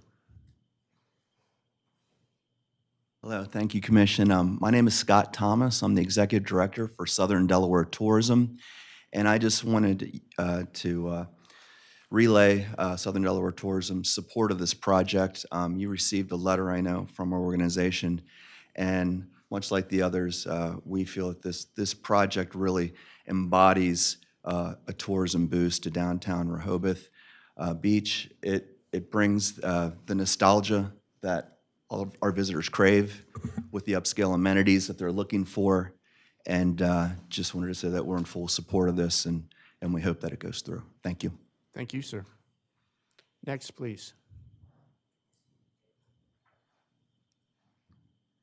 I'm Chip Hearn. I have 4 businesses in Rehoboth Beach, including 3 businesses in this property. My ice cream store has been there for 54 years. Next to me, Candy Kitchen, over 50 years. Grotto's a long time. These guys, this is a spectacular building. Okay, we're going to be a lot of people coming to Rehoboth to see this spectacular building and to see businesses like mine that have been there for one heck of a long time. Okay, this is going to be a great revitalization piece for downtown Rehoboth Beach, and that's what everybody's been asking for. This is going to be awesome. And somebody like myself in a business there, you know, a lot of people are saying, well, why are you for this? You know, you're going to be closed down for a period of time. Yes, I am. But when I open back up, it's going to be a spectacular new building with great, fantastic, increased retail concept. Okay, if we're not there, if you lose all of those retail stores that have been here for 50-some years, that's crazy. Okay, we got to think of downtown Rehoboth and revitalization. Thanks, y'all. Thank you. Anyone else, please? Yes, ma'am.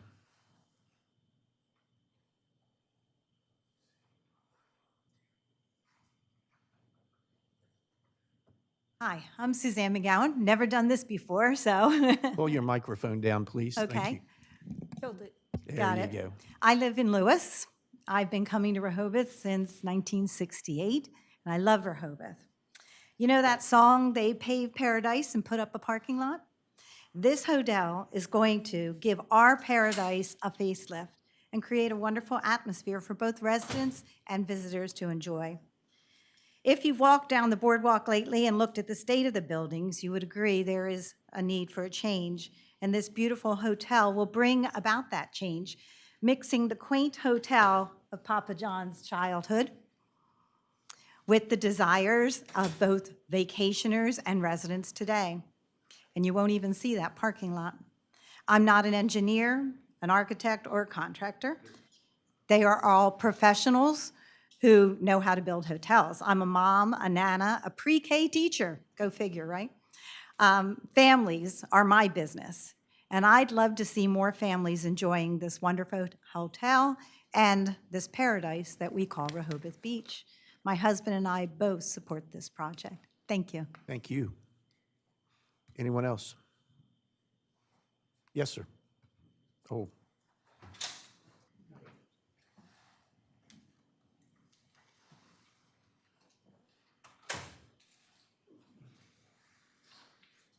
Hello, my name is Victoria Frazier, and I am not a resident of Rehoboth Beach, but I am a Kent County resident, and I've been coming to Rehoboth Beach since my father brought us to Delaware with the Air Force, and that was in 1965.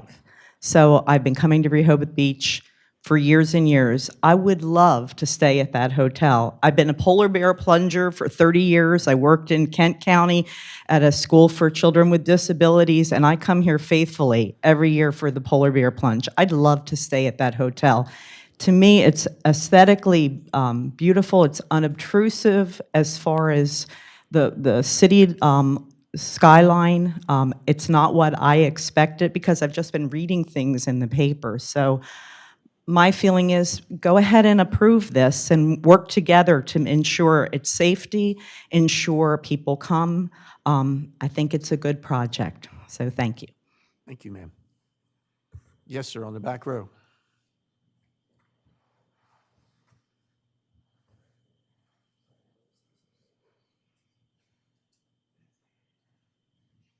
Well, my name is Mark Mardwald.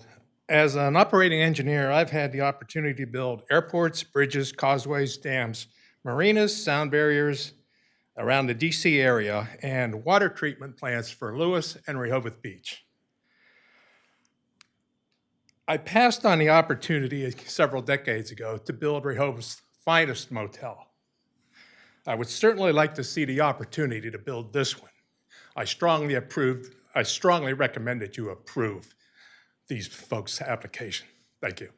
Thank you, sir.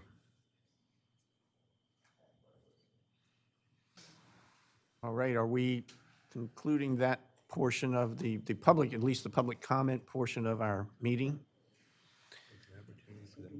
Yes. And again, if you, members of the public, there are issues that are brought up. If Mr. Forston has a whole pocket full of cards in his pockets that he hadn't shown us, you're welcome to come back. Mr. Dukes. At this point, I think that we have two issues before us, and one is the flood issue and the sea level rise.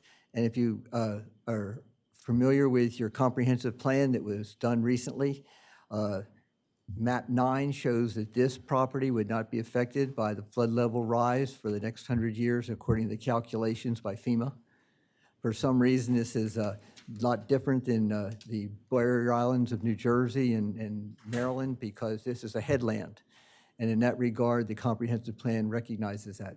The second thing is that the building itself actually today has a full functioning basement, a giant basement. There's no water, not there for years. And in that regard, that might give a little hint of what to be expected in the future. But I think it's important for our engineer to address this now, because the underpinning issues and things like that are on everybody's mind. And that seems to be one of the big hurdles here today. So if our engineer could come up and speak to that, please.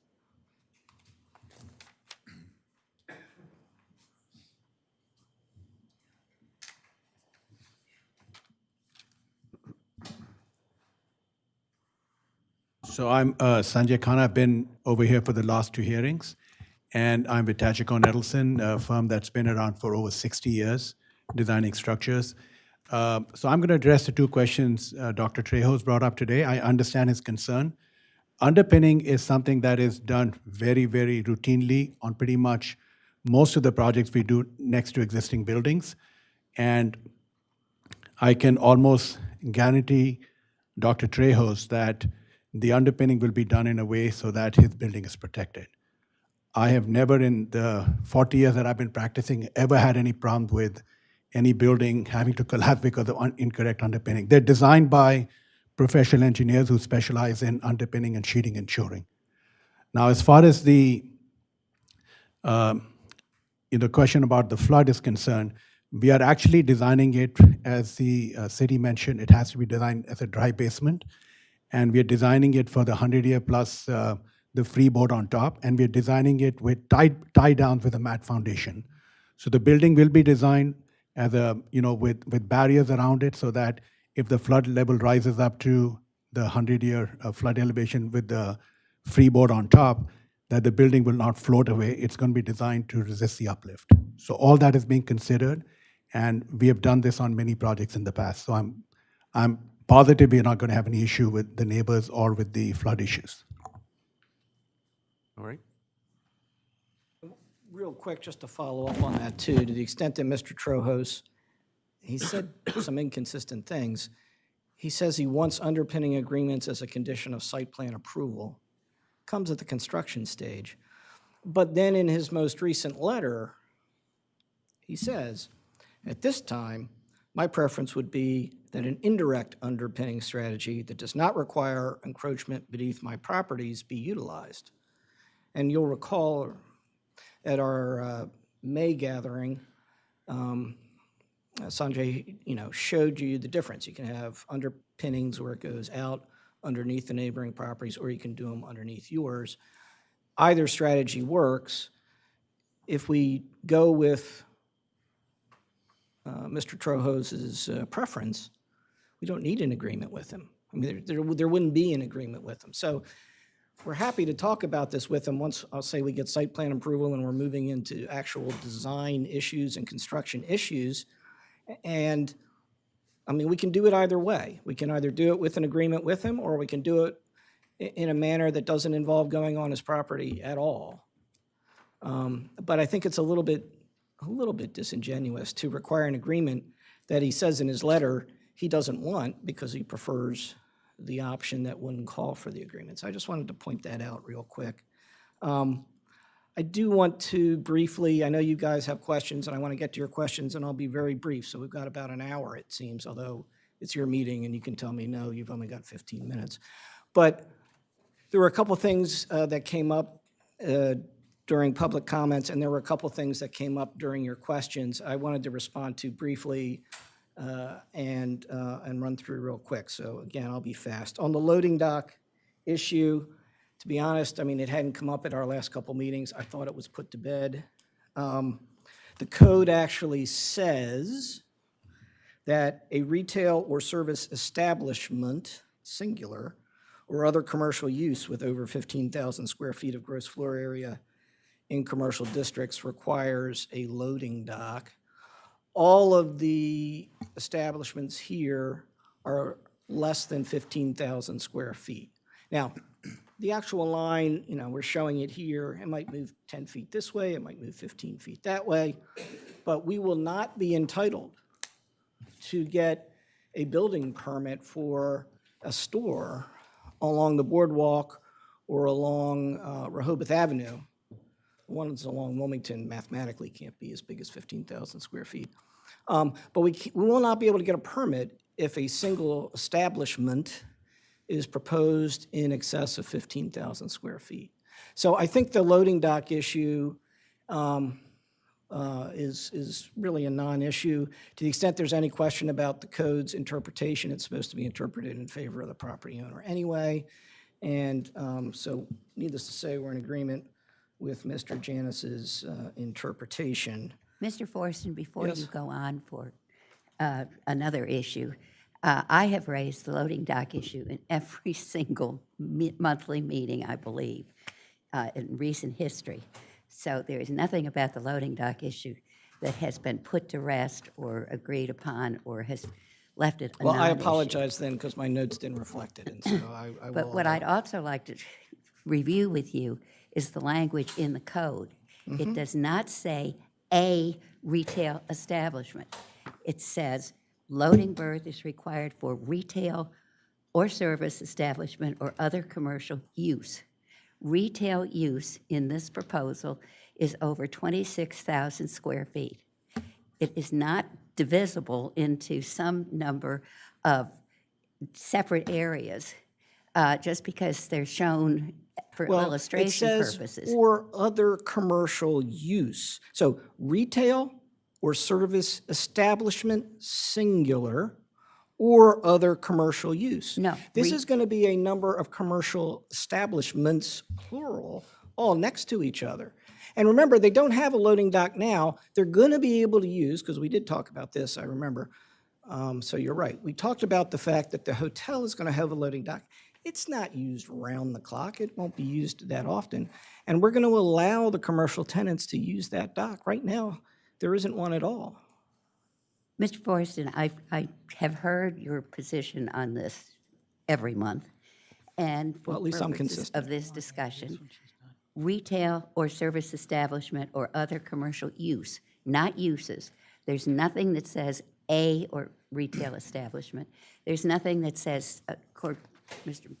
Janice now knows, unlike the parking requirements, which are for each 200 square feet devoted to service, sales or services for retail purposes, each 15,000 square feet of retail space for retail uses, each rental room, each 400 square feet of gross floor area in an office, each 400 square feet of gross floor area in a food establishment. That's the section 270-35 that immediately precedes the section that says loading berth for retail or service establishment or other commercial use, not uses, not plural, not each, not a. Let me finish, please. Secondly, for purposes of this discussion, it's not just about the code provisions, although I think, and I think there are others who would agree, that the code is clear on this subject. But we also, as the Planning Commission, have to consider factors in addition to what the words on the page, the terms of the code provide. And those factors are in section 236-30E, and they include motorized and non-motorized vehicular traffic flows, both on-site and off-site, access to structures, access to public and private streets, easements and rights-of-way, pedestrian movement and safety, fire equipment and other emergency access, streetscape, and impact on nearby properties or the neighborhood. We know we have had both oral testimony from the neighboring property owner and a letter to the effect that there are already now, for purposes of just those retail establishment, backups at the top of Rehoboth Avenue. You know, if you can assure everybody that the loading dock will be used, you know, everybody's going to want to come at 4 o'clock in the afternoon, but that isn't the way the world works. They come in the morning, and they line up on Rehoboth Avenue now for the retail uses. They have lined up on Wilmington Avenue for uses to the point where there have been problems with emergency vehicles being able to reach the boardwalk and the beach when there were incidents on the beach and in the water that required an ambulance to come. The city has had consultants looking at parking and traffic flows, Rossi, and they have identified freight deliveries as a problem for both pedestrian safety and traffic flows. So this is not just about what the code says, and it's not about assurances that that the hotel will allow the loading dock, its loading dock, to be used by the retail establishment. We're talking about 26,000 square feet plus of retail use. And whether you, for purposes of this plan, divide it into 6 spaces or 3 spaces or 10 spaces, that's for illustration purposes, but it's also totally irrelevant. It's use in its entirety, it's activity, and it's not each use or a use. So you spoke a long time. Let me try to respond to everything you said.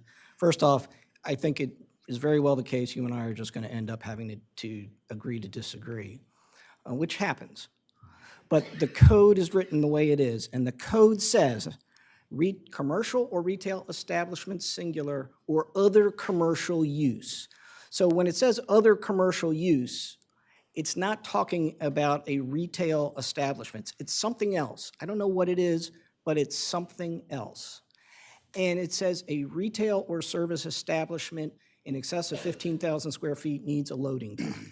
None of these stores are in excess of 15,000 square feet, nor will they ever be. And by the way, they're already there without loading docks. And although we hear from our neighbor now, who, by the way, deeply opposes this project, that, oh, it's a real problem. I mean, if it's such a problem,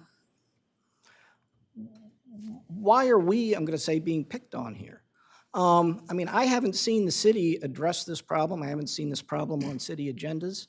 And so I would submit, we're making the situation better because we have said, we have represented, and therefore it is true, because we're people of our word here, that the dock is going to be available, the hotel dock, one dock, is going to be available for the stores. And we're going to do that because we think it makes sense, among other things. But that's all I can tell you about that.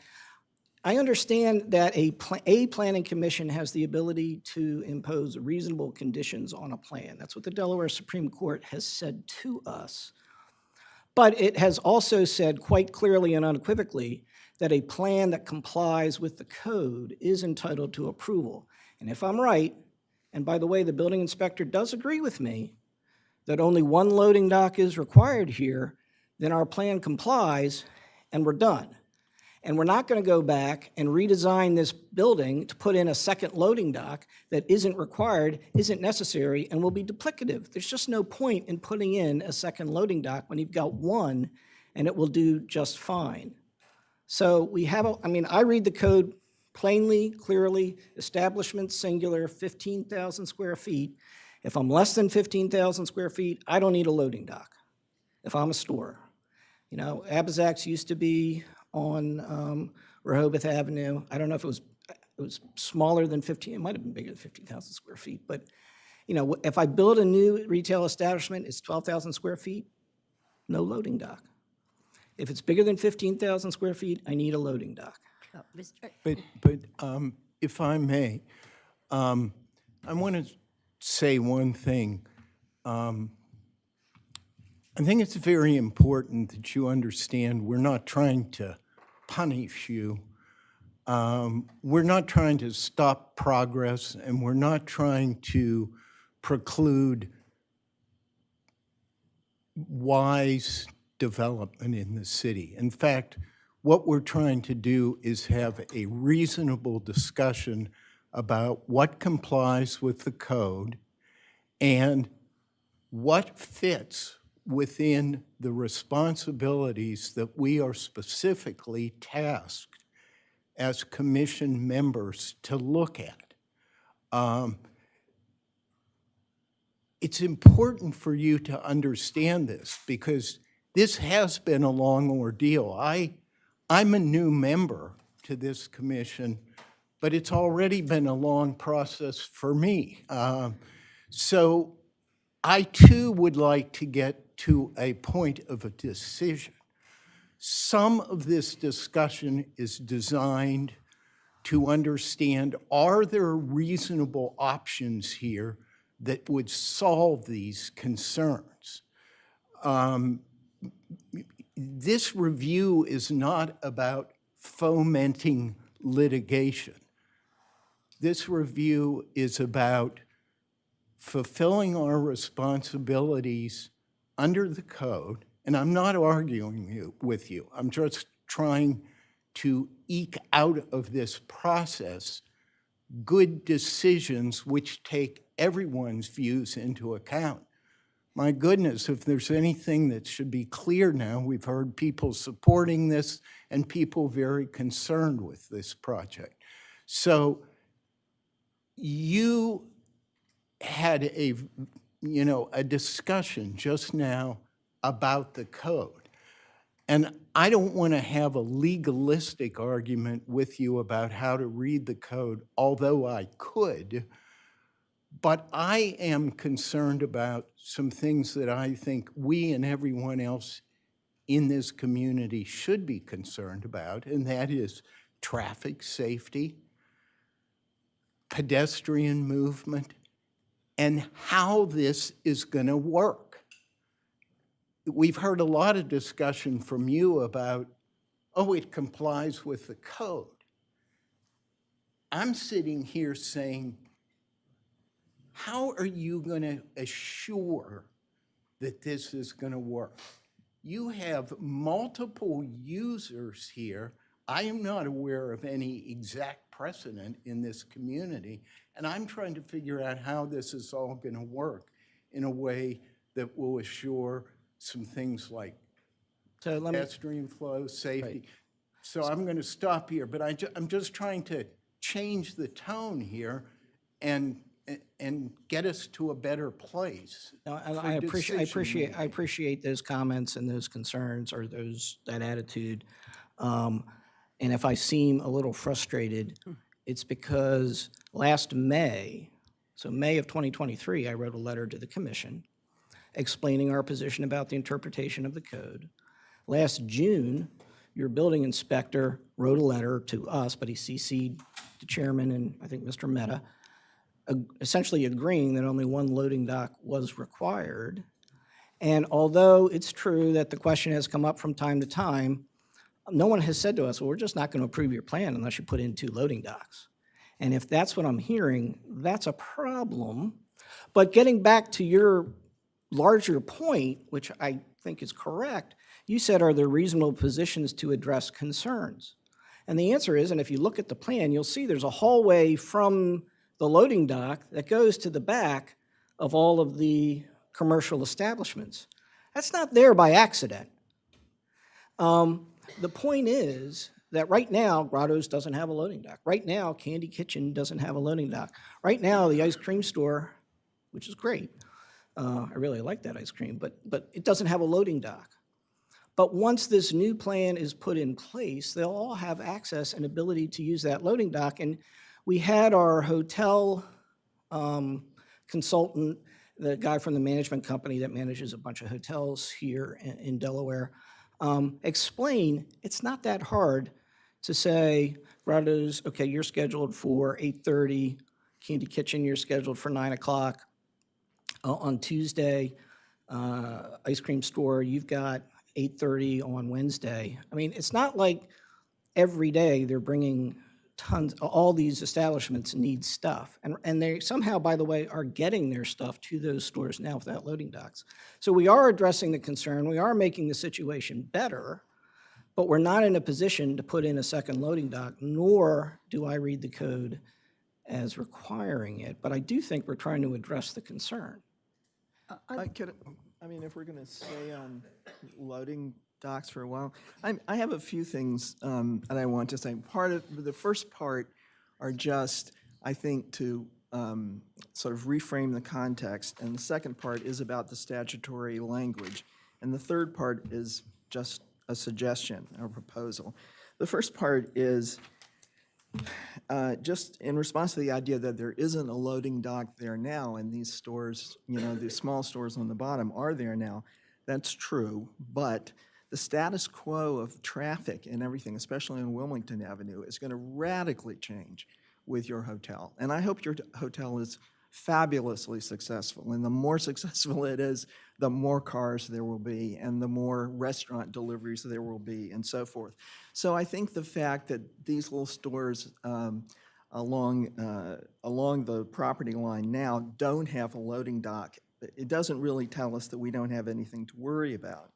I also think that the problem, in fact, is being studied, because as I understand it, the city commissioned, traffic review and congestion review and that sort of thing specifically with regard to Wilmington Avenue.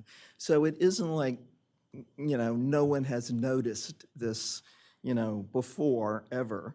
And the last piece in this section is just you said the building inspector agrees with you, but as we all know, the building inspector initially did not agree with you and then changed his position.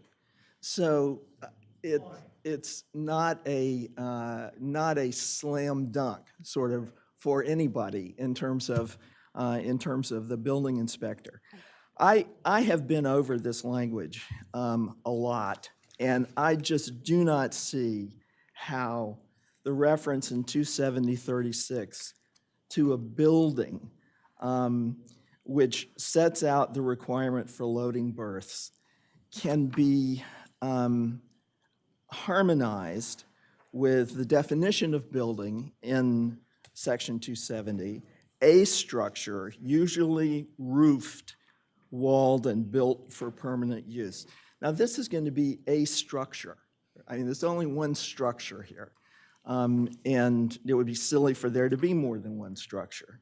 That section of the code also talks about a loading berth within a building, so within a structure. The definition of gross lot area refers to the area inside the property lines. And there's a definition in this part of the code, section 270, of main building, the principal building on a lot, or the principal use. So you've got one building, one structure, one roof, and you've got the principal use of it being your hotel, and you've got these smaller commercial entities, which none of us can foresee, and I would not expect you to promise that the existing tenants will return or the tenants will fill out specifically the spaces on this. There's nothing magic about those lines. They could be reconfigured. And, I mean, if I wanted to rent that for commercial space, I would want to be able to, reconfigure that. So given the unforeseeability of it, of those lines, given taken as a whole, the language in this section of the code, which specifically links to, I'm not going to repeat everything Commissioner Davis said, but Commissioner Davis's interpretation of commercial use, I think the code is clear. And I think the code would indicate that you do need 2 loading berths. So it seems to me that if that's true, one could imagine, A, getting a variance. I mean, the Board of Adjustment may agree, and in which case, that's the end of it. They get to decide. If you come back to us with a variance and say we can move forward with only 1 loading berth, then you can, Secondly, I have to say that when I looked at this set of plans with this issue in mind, the thing that leapt out at me was retail space number 6. 5. Or is it 5? Retail space number 5. If you would go to the ground level floor plan, yes, it's number 5, I'm sorry. So, as all of us have gone through this process, and I appreciate Mr. Phillips' remarks acknowledging that the Planning Commission has, had valuable input for your purposes as well as for the purposes of the public and of the city.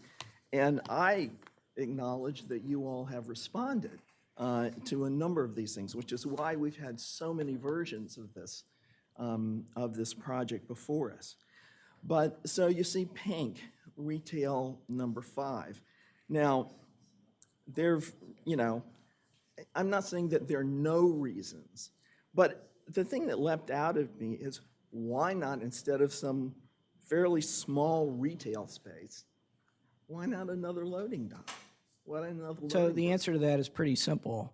This is not an inexpensive project. And you'll recall earlier on in the process, and I'm not saying it's your all's fault, there's history here.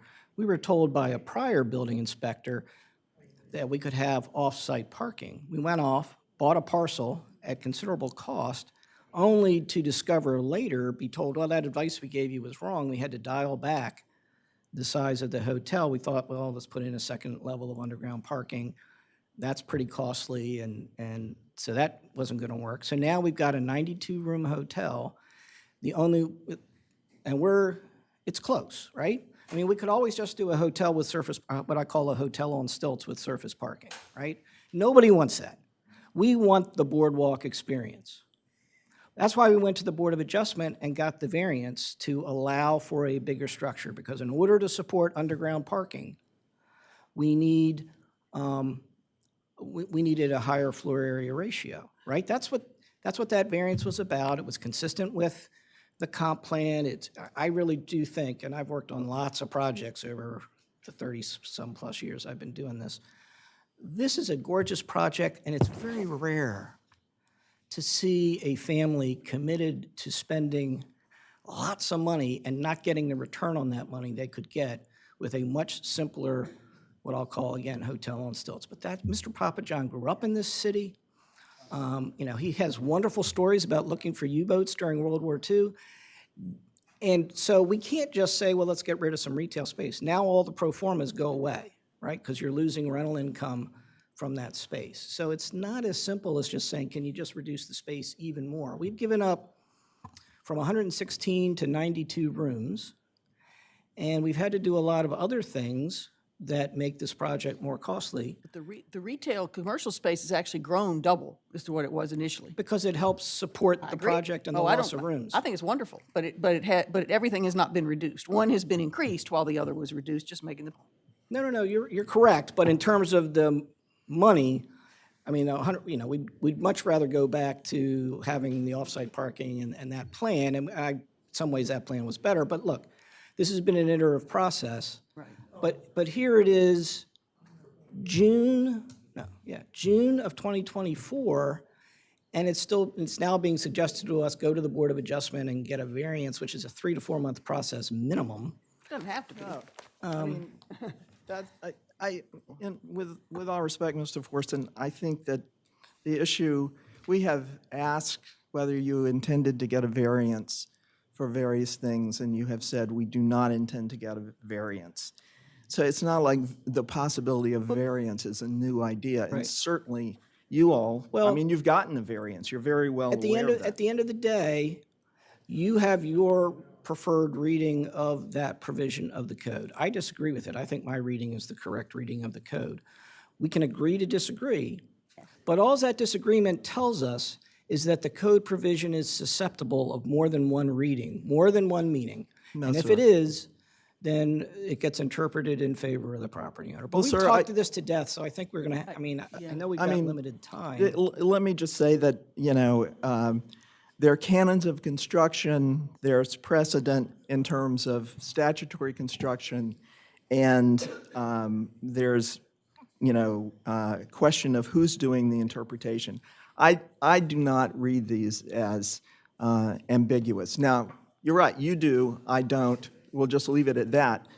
That's one thing. It still doesn't answer why going for a variance wouldn't be the fastest, quickest thing to do, or three. I mean, when I look back, when I look back at the plan that you presented just about a year ago, May 2023, and I look at the ground floor, there are the same 4 retail spaces sort of along the top. It's sort of, it's obscured a little bit now.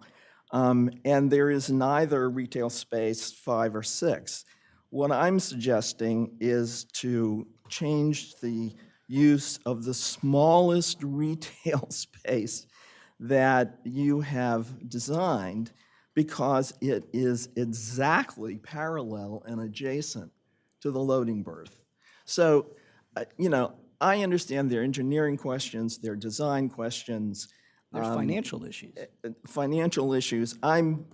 But, I mean, you've already got more retail space in this plan than you had a year ago by quite a bit. And this would be the smallest sacrifice.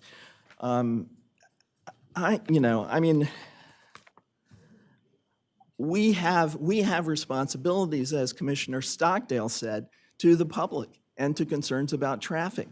We want to have a lovely, spiffy hotel on that corner. I hope we all end up going there for a drink afterwards and celebrating the opening. But we also have to be concerned about these issues. That's our duty as members of the Planning Commission. And so what I am trying to do is to not only point out that there is, in my mind, a very clear other reading of the code, but there are also possible solutions. I mean, at this point in the process, we should be looking for solutions. So, you know, we can leave it at that, or you, or others can I would like to just say one thing. Sure. Okay, and that is, yes, we could make that a loading dock. Would it be a better streetscape?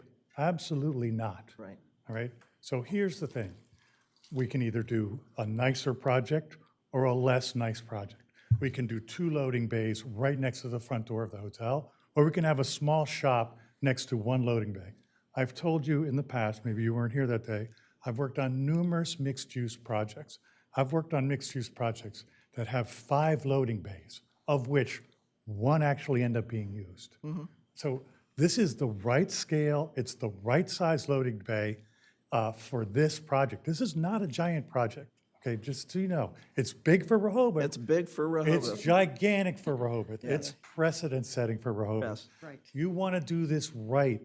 This project does not need more than 1 loading dock, code, no code, it doesn't matter. We need 1 loading dock. That's the right way for this building to operate. More than 1 loading dock would be wasteful. It would make a bad urban environment.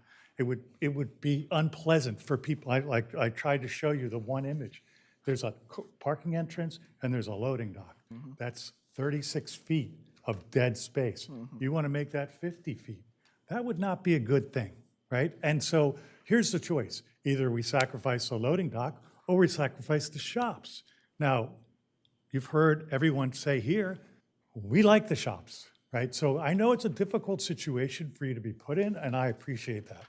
But I strongly recommend that you accept the building inspector's interpretation of the code. This is our interpretation of the code. The code does not say you need loading dock for the retail that's drawn on this plan. It doesn't say it.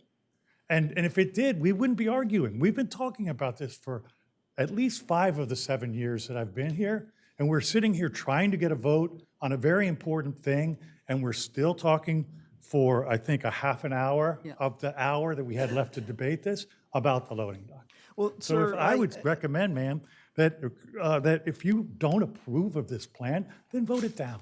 But let's get to a vote. Well, sir, I don't want to vote it down. I want this hotel to proceed. We're not going to propose a project with more than 1 loading dock. I'm sorry to speak over you. We are only required to have 1 loading dock, and that's what we're moving forward. Could I Well, ask you, if that is your position, how, I go back to my point, how are you going to manage all the interactions between the trash, the retail, and the hotel? We have a hotel management company, and they have previously stated that they are going to manage access and the scheduling of the loading dock. That's how it's going to be done. And is this going to be enforceable? Sure. Well, remember, we'll have leases with all the tenants. And yes, it will be enforceable. And look, it's part of the hotel manager's job, or whoever we make responsible for it. It ain't rocket science. Only a patent involving rockets is rocket science. And so it can be done, just like we have somebody manage who's staying in what rooms and managing, you know, everything else that goes into a business. It's just part of the management of the business. It's not that hard. I think that having 1 loading dock is making things better. I think Peter's right. I hadn't thought about that. The streetscape is better. The economics are better. And, you know, when you asked, and you put it very artfully, I thought. And really, quite frankly, if we were required two loading docks, we probably would have asked for a variance 5 years ago. So why Okay. didn't you? Because we're not required to have more than one loading How long dock. have you been talking about it? Disagree. How long have you been talking about it? I mean, that's. Your code is ambiguous. Your building Hey, inspector who's in charge. I need to say some things. Okay. Okay? I've been listening to this, and I need to correct the record on a couple of things. And I'm very glad my colleagues have spoken up, and I made notes while they were doing it. But first, I'd like to say to you, it's really interesting that my colleague mentioned seeing the retail 5 there and thinking it would make a good loading berth. Because when I saw that, I thought that was Peter Follott being extremely creative, because I've seen you do it.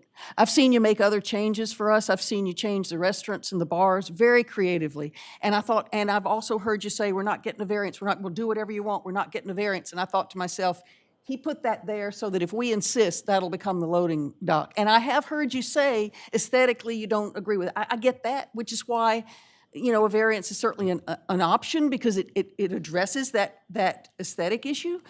But I've heard you do it before, and it just looks, to me, it just looks like you put it there for conversion. That's just my opinion. But let me correct the record on a couple of things.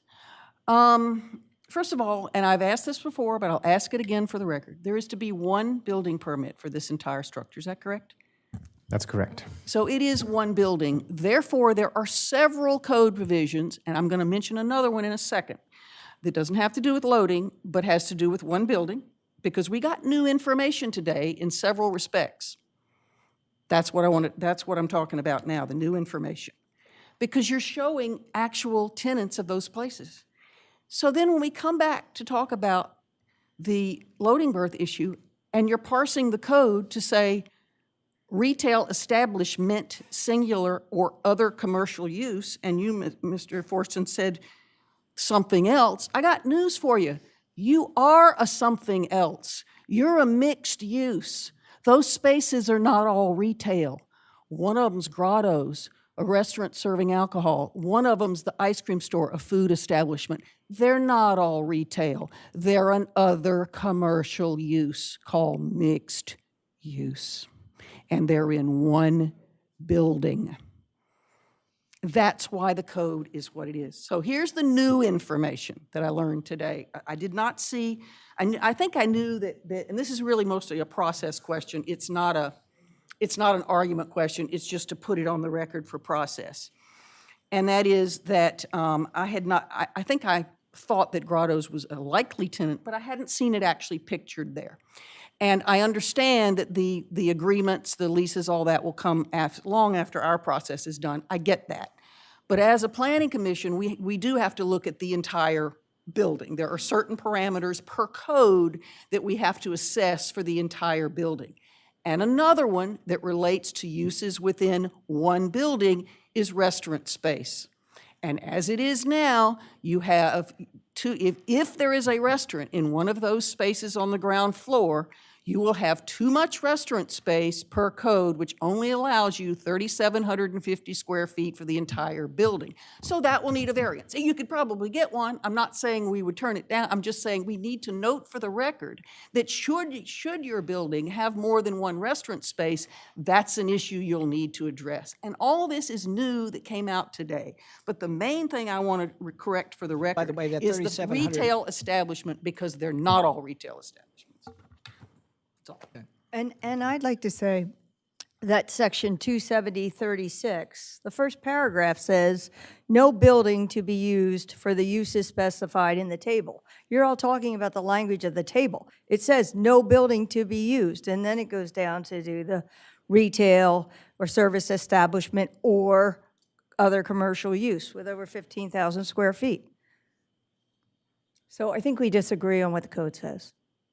And the building inspector's letter, by the way, very clearly says that the letter and the comments in no way indicates approval of the subject application, nor does it invest any rights in the applicant. The authority to formally review and the public hearing to consider, decide, and prepare written findings rest with the Rehoboth Beach Planning Commission. So I agree with my colleagues who said we want to find solutions, but it's been frustrating that that there are some things, and this is not the only one. I think there are probably other questions we still have. We would love to find solutions. We really appreciate that, but We've been at this for a long time, and as you can see, the public would like to see this project built. And at this point, we would really just like the Planning Commission to either approve this project the way we've got it drawn and submitted here today respectfully, with all good intentions of creating a very awesome project for this city, or not approve the project, because there are ways for us to take it to the next level for another level of approval if need be. Well, actually, there's another option, and that option is what's been done with all previous site plan reviews, and that's to approve it with conditions. I personally would love to approve it, but every site plan that's been approved has been approved with conditions. So in a sense, that's one of the things we're working on here with the questions, because those that could emerge. I will also say, by the way, and we probably should have said this at the beginning of the meeting, no site plan has ever been approved in a public meeting. The public hearing has been over 2 meetings. You can look up the history and see that. It's always taken 2 meetings.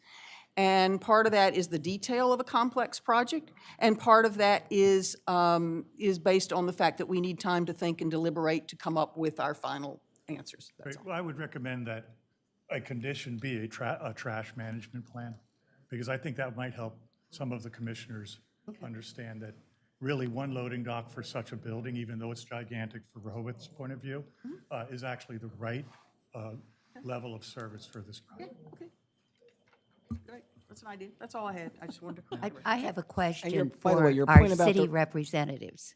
I raised at the last meeting, relative to this issue, whether the city, given that the city has had a traffic consultant evaluate traffic issues and pedestrian safety issues in the city, whether this, and the city has obviously public works, public safety, a lot of expertise in City Hall. I'd like to know what the city's position is, because we're not talking about a design feature. We're not talking about fixtures and finishes, all of which I will be the first to agree are very upscale. And design-wise, it's going to be a lovely facility with upscale, first-class features.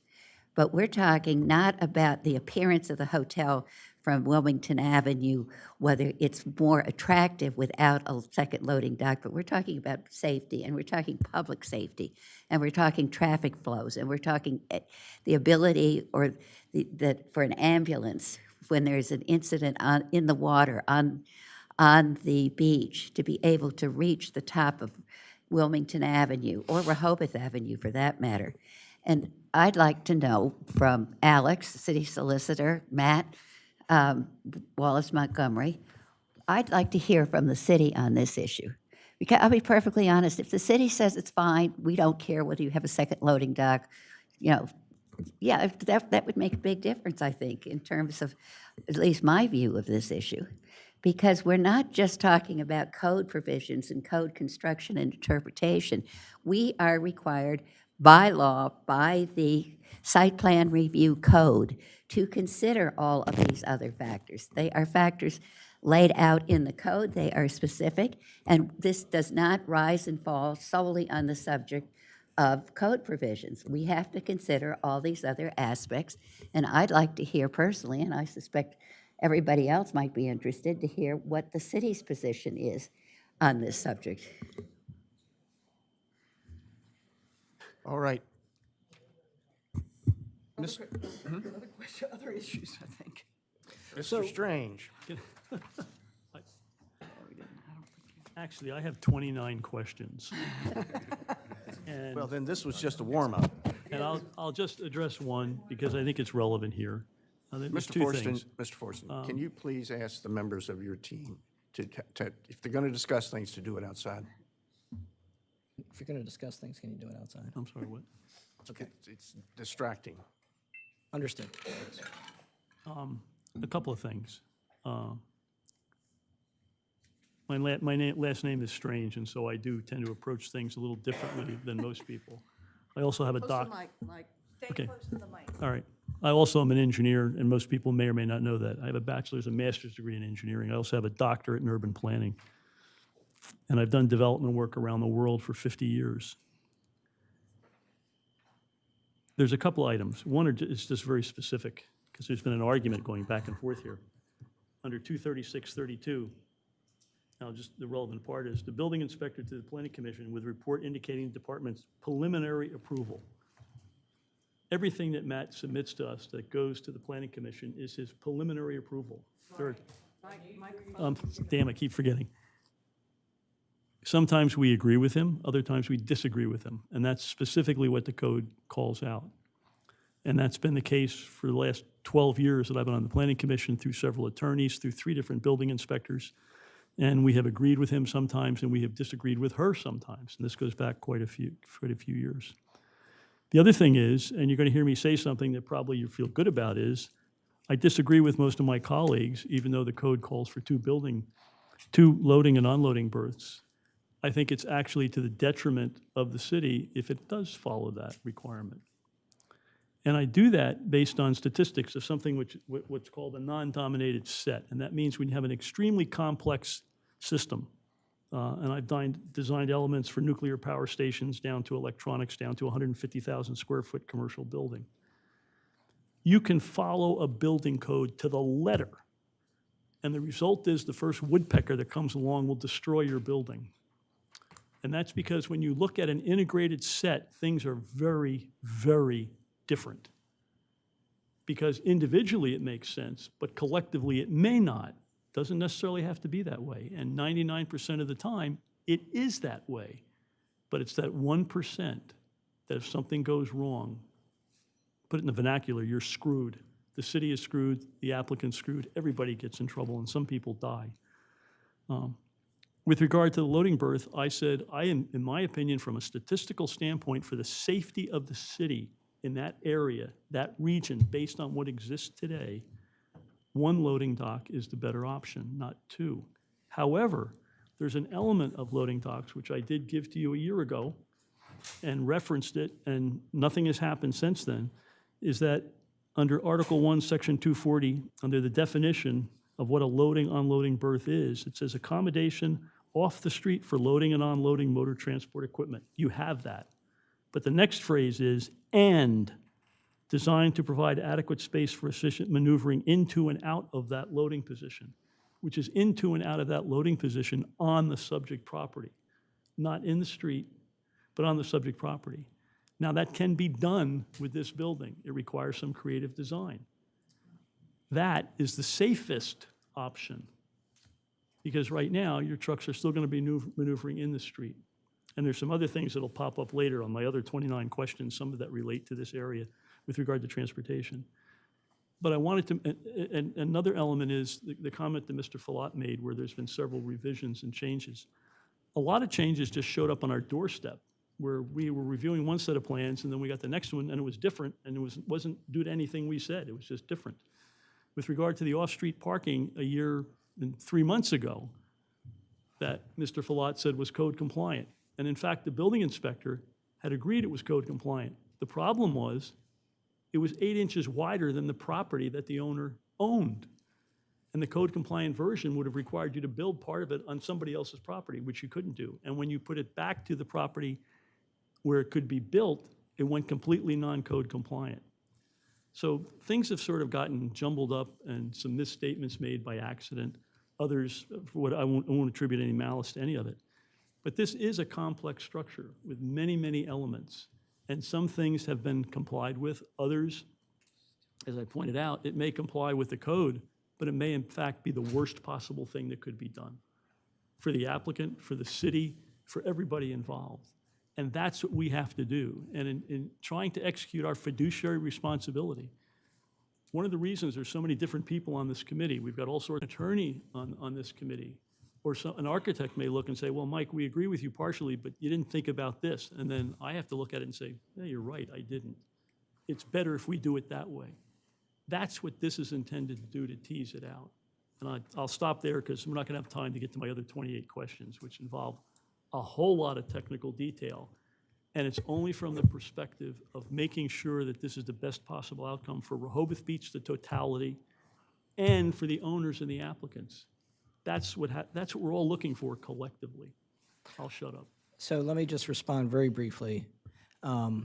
First off, as always, I appreciate your attention to detail and your perspective.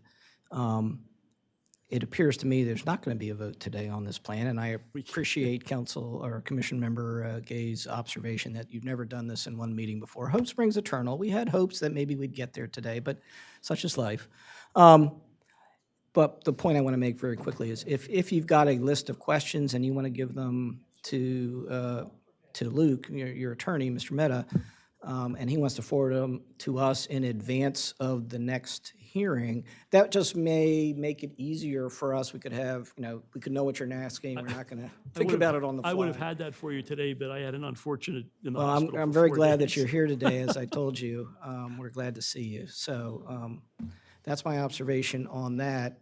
Mr. Chairman, if there are other questions people want to ask us today, I mean, obviously, we've still got 15 minutes. I mean, it's, again, your meeting, or I If know I may. Mr. Zell wanted to make one final observation. I would like to make just one quick comment related to the ongoing questions around loading docks. And please don't take this comment to mean that I have settled on any particular position regarding this question. It is a complex one.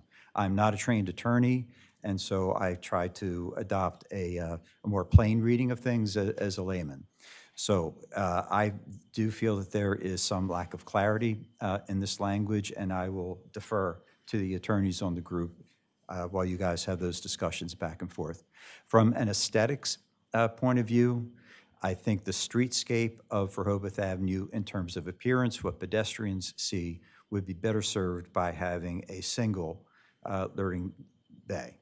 And I would have felt remiss, because I may be an outlier in this conversation, if I didn't let my colleagues know that that was my point of view regarding that one question. Thank you. Thank you. So, again, I'm happy to try to answer any questions. Otherwise, I know that our developer, Mr. Zell, wanted to say a word or two. He'll be brief, and then we can perhaps make arrangements for how we're going to proceed forward. Yes, sir. All right, Jeff. Thank you all. I watch these and I get really concerned when I see what I'm the one stuck with having to deal with everybody. But here's the way we go about this. I just want to set the record straight, and I think it was very well stipulated. Look, we have made a lot of changes, and a lot of changes I think were generated here that are on a positive basis. We started with 120 some rooms. We're now down to 92. It cuts the traffic, it cuts the parking, and we're working together. Let's not think that we're not working together. Would everybody just calm down? And the one thing about this mixed-use project and my job is, we're going to spend almost $100 million on this project. This is a serious investment of capital, and we have to manage it like Mr. Strange was saying, Commissioner Strange. It all has to work together. If we screw up the parking and we screw up the garbage and the collection process, it's not a first-class hotel.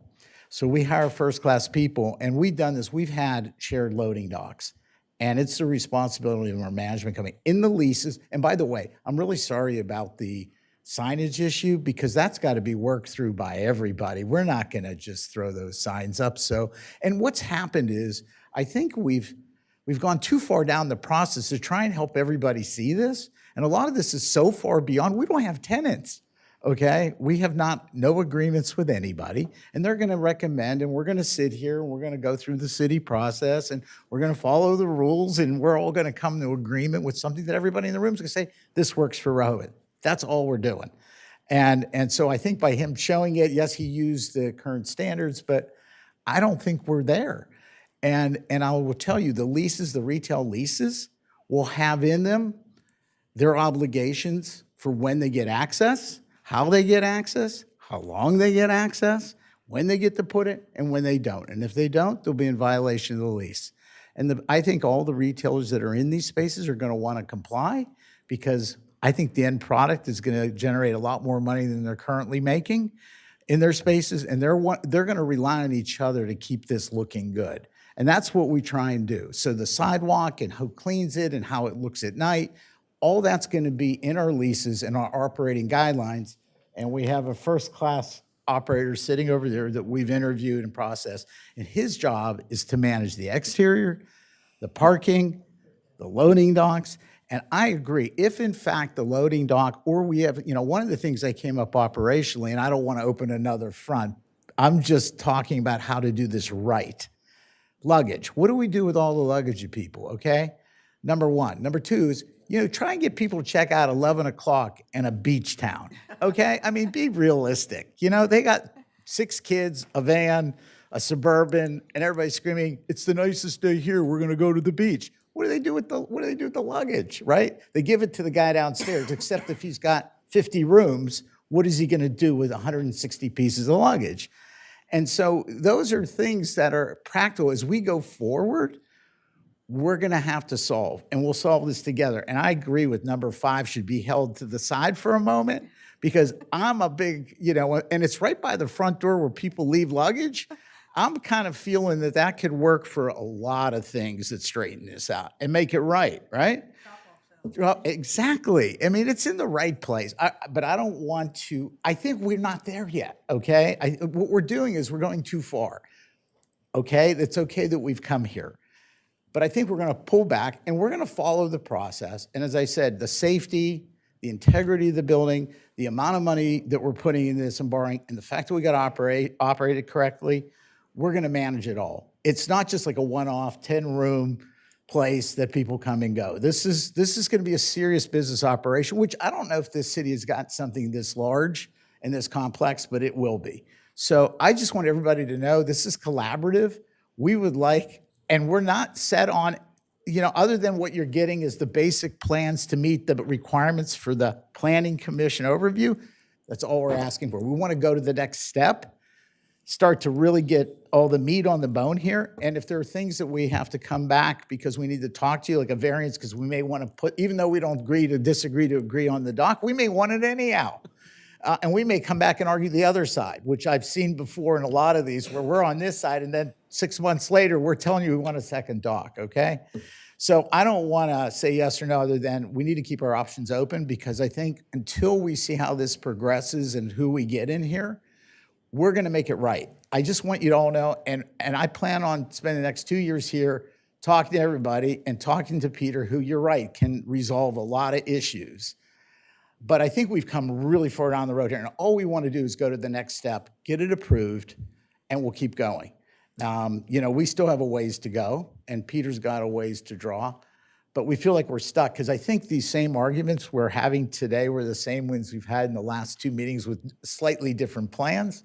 But we want to tell you we're willing to adjust on these things to make you feel like it's the right thing to do, whether it's in the code or not the code, if it makes sense, as Mr. Strange said, because sometimes it does or doesn't. So I look forward to getting this done. We really would like a vote on this, because I feel like it's like the racehorse that can't get started. I'm getting really tired sitting in this paddock here waiting to go, because I want to go. And so I'd appreciate it if you guys could figure out how to vote on it. Even if it's a conditional, if you want certain couple things for us to deal with, I'm okay with that. Well, let me just follow up on that. Yeah. Again, just from a process. That's all. I'm just saying I'm open, and I'm the one in charge of this for this concept. I mean, there is the legal. I'm the guy that's got to get it done to make everybody here happy, and I want to have a drink with everybody there too. Just from a process point, yeah, the applicant may want to consider suggesting potential conditions that address some of the concerns that have been raised here today. There may be more. So, Mike, I have a question. Thank you. That was, yeah. I have a quick question. It's on this rendering on, there's a term used, percentage of lot occupancy. And I'm wondering what that means. Peter. On each level, the tables have different breakouts, which I've found sort of really hard to sum to any of the totals. So what does percent of lot occupancy mean? What were you getting at? So percentage of lot occupancy? Yes, because it's not a code, it's not something that appears in the code. It's really basic. So if it's 100, it refers to the enclosed area of the building, okay? But enclosed also, per the Rehoboth Code, means exterior and covered, okay? Right. So it's not just enclosed, right? So So for example, this plan right here, even though it's not all enclosed, it's 100% lot occupancy. This 1.02. And so why is it 1.02? Is because we're actually counting the loading dock double, right? So that's how you get to more than 1, right? So that 0.02, that's where that comes down. All right, but, So it's just a nuance of the code, right? So well, this code says it can be 1. No, but you're What? talking about the upper floors where you've Oh, got yeah. percentage of lot occupancy. Well, You're I was talking talking the about upper 2 floor. things. He started saying about the but the the loading basic dock. premise of Right. what lot occupancy is, that's what it is, okay? So that's what I'm trying to explain to you, what, in a layman's term, what does lot occupancy mean? Well, It it's the means, gross floor area on that floor, correct? right, but it's Well, but inclusive it's of divided up. the open space as well. Because that's how we define gross floor area. Right? Yeah, well, But it's ask divided her, up, she'll tell you the percentage answer. of lot occupancy. I guess I don't understand how you created these tables, what the rationale behind them was. We take area summaries and we use the area summaries for building. I'm on level 2. There's one for level 3, there's one for every There's level, one I for think. every level. Yeah. Are you talking about this one right here? Occupancy analysis? No, every level, the table on the right. There's one of them right there. You've got these, indoor hotel, outdoor hotel, then percentage of lot occupancy, and then you've got ballroom only, which oddly has restrooms, pre-function, and this other stuff. And then you have percentage of lot occupancy there. So it's So- just what, it's a term that's not defined. So that means that, for example, this right here, that the meeting space, which includes all of these uses right here, is equal to that number right there.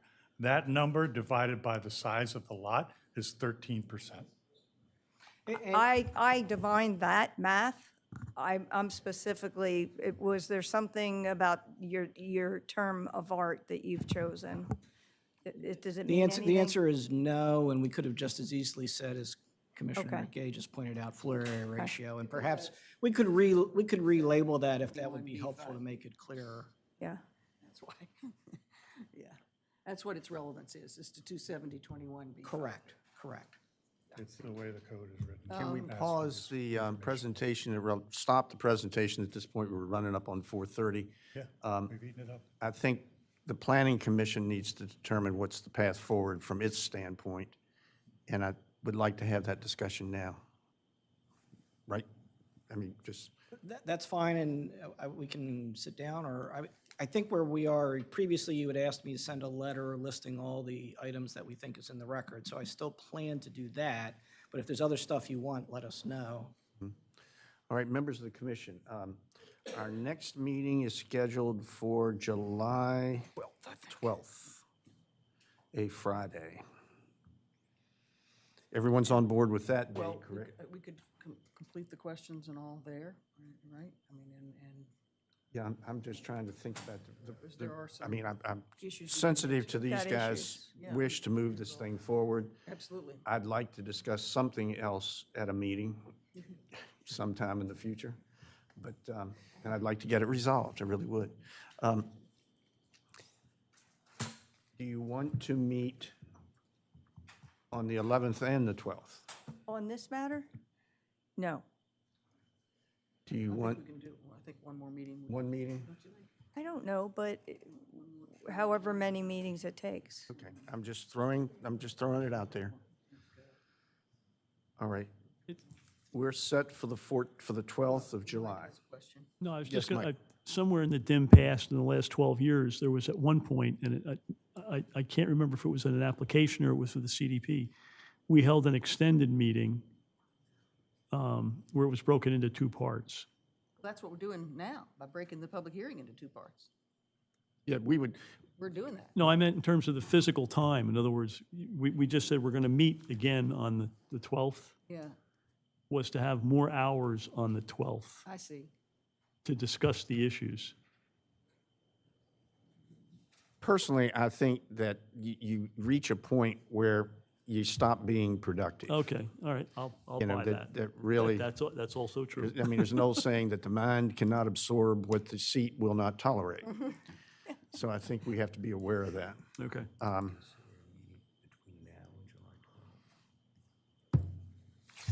June 28th?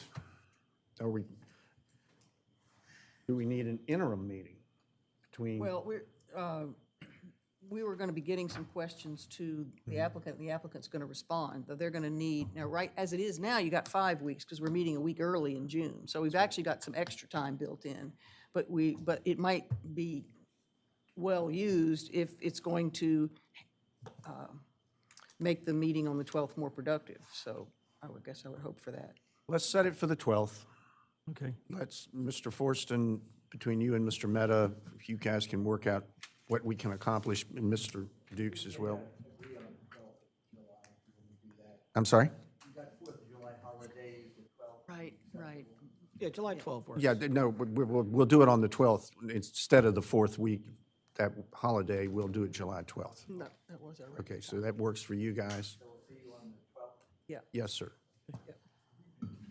We might start a little earlier like we did today. It might be good to start at 1:30 or even 1, so we'll have to think Yeah, about that. we'll see about that. We'll see what we can Yeah, do. we're available anytime. Okay. I mean, the 12th Okay. is.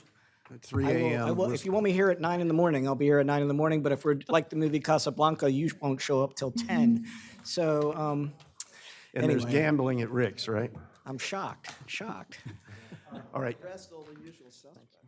Thank you, guys. Thank everyone here. So, Mr. Chair, before I leave, though, are we in agreement that Mr. Strange would get his questions to Mr. Mehta?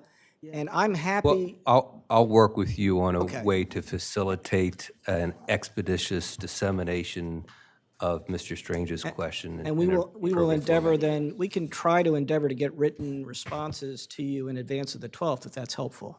Well, that's up to the committee, whether you want written responses or just, verbal responses. That's up to you guys. I want to talk about it, because I think there are issues we want to talk about. Something written from them first? That's immaterial to me. But at least, I don't care if we do both. Yeah, I wouldn't mind having. Yeah, I was going to say, if you can conveniently give us something in writing, I think that helps move the ball forward. That was my purpose in making the suggestion. I want to have, the more information we have in advance of the meeting, I think the more productive the meeting can be. I agree. Thank everyone. And if others have questions they want to tag to Mr. Strange's questions, We were prepared. Yep. Thank thank you. you. Thank you. Anything else on the agenda today that needs I guess there's addressing? I don't think so. inspector's reports attached, so. Mr. Janis, you don't have anything else, do you? No, Chair, thank you. Okay, Wallace Montgomery, City Solicitor. We're adjourned. We are adjourned. All right.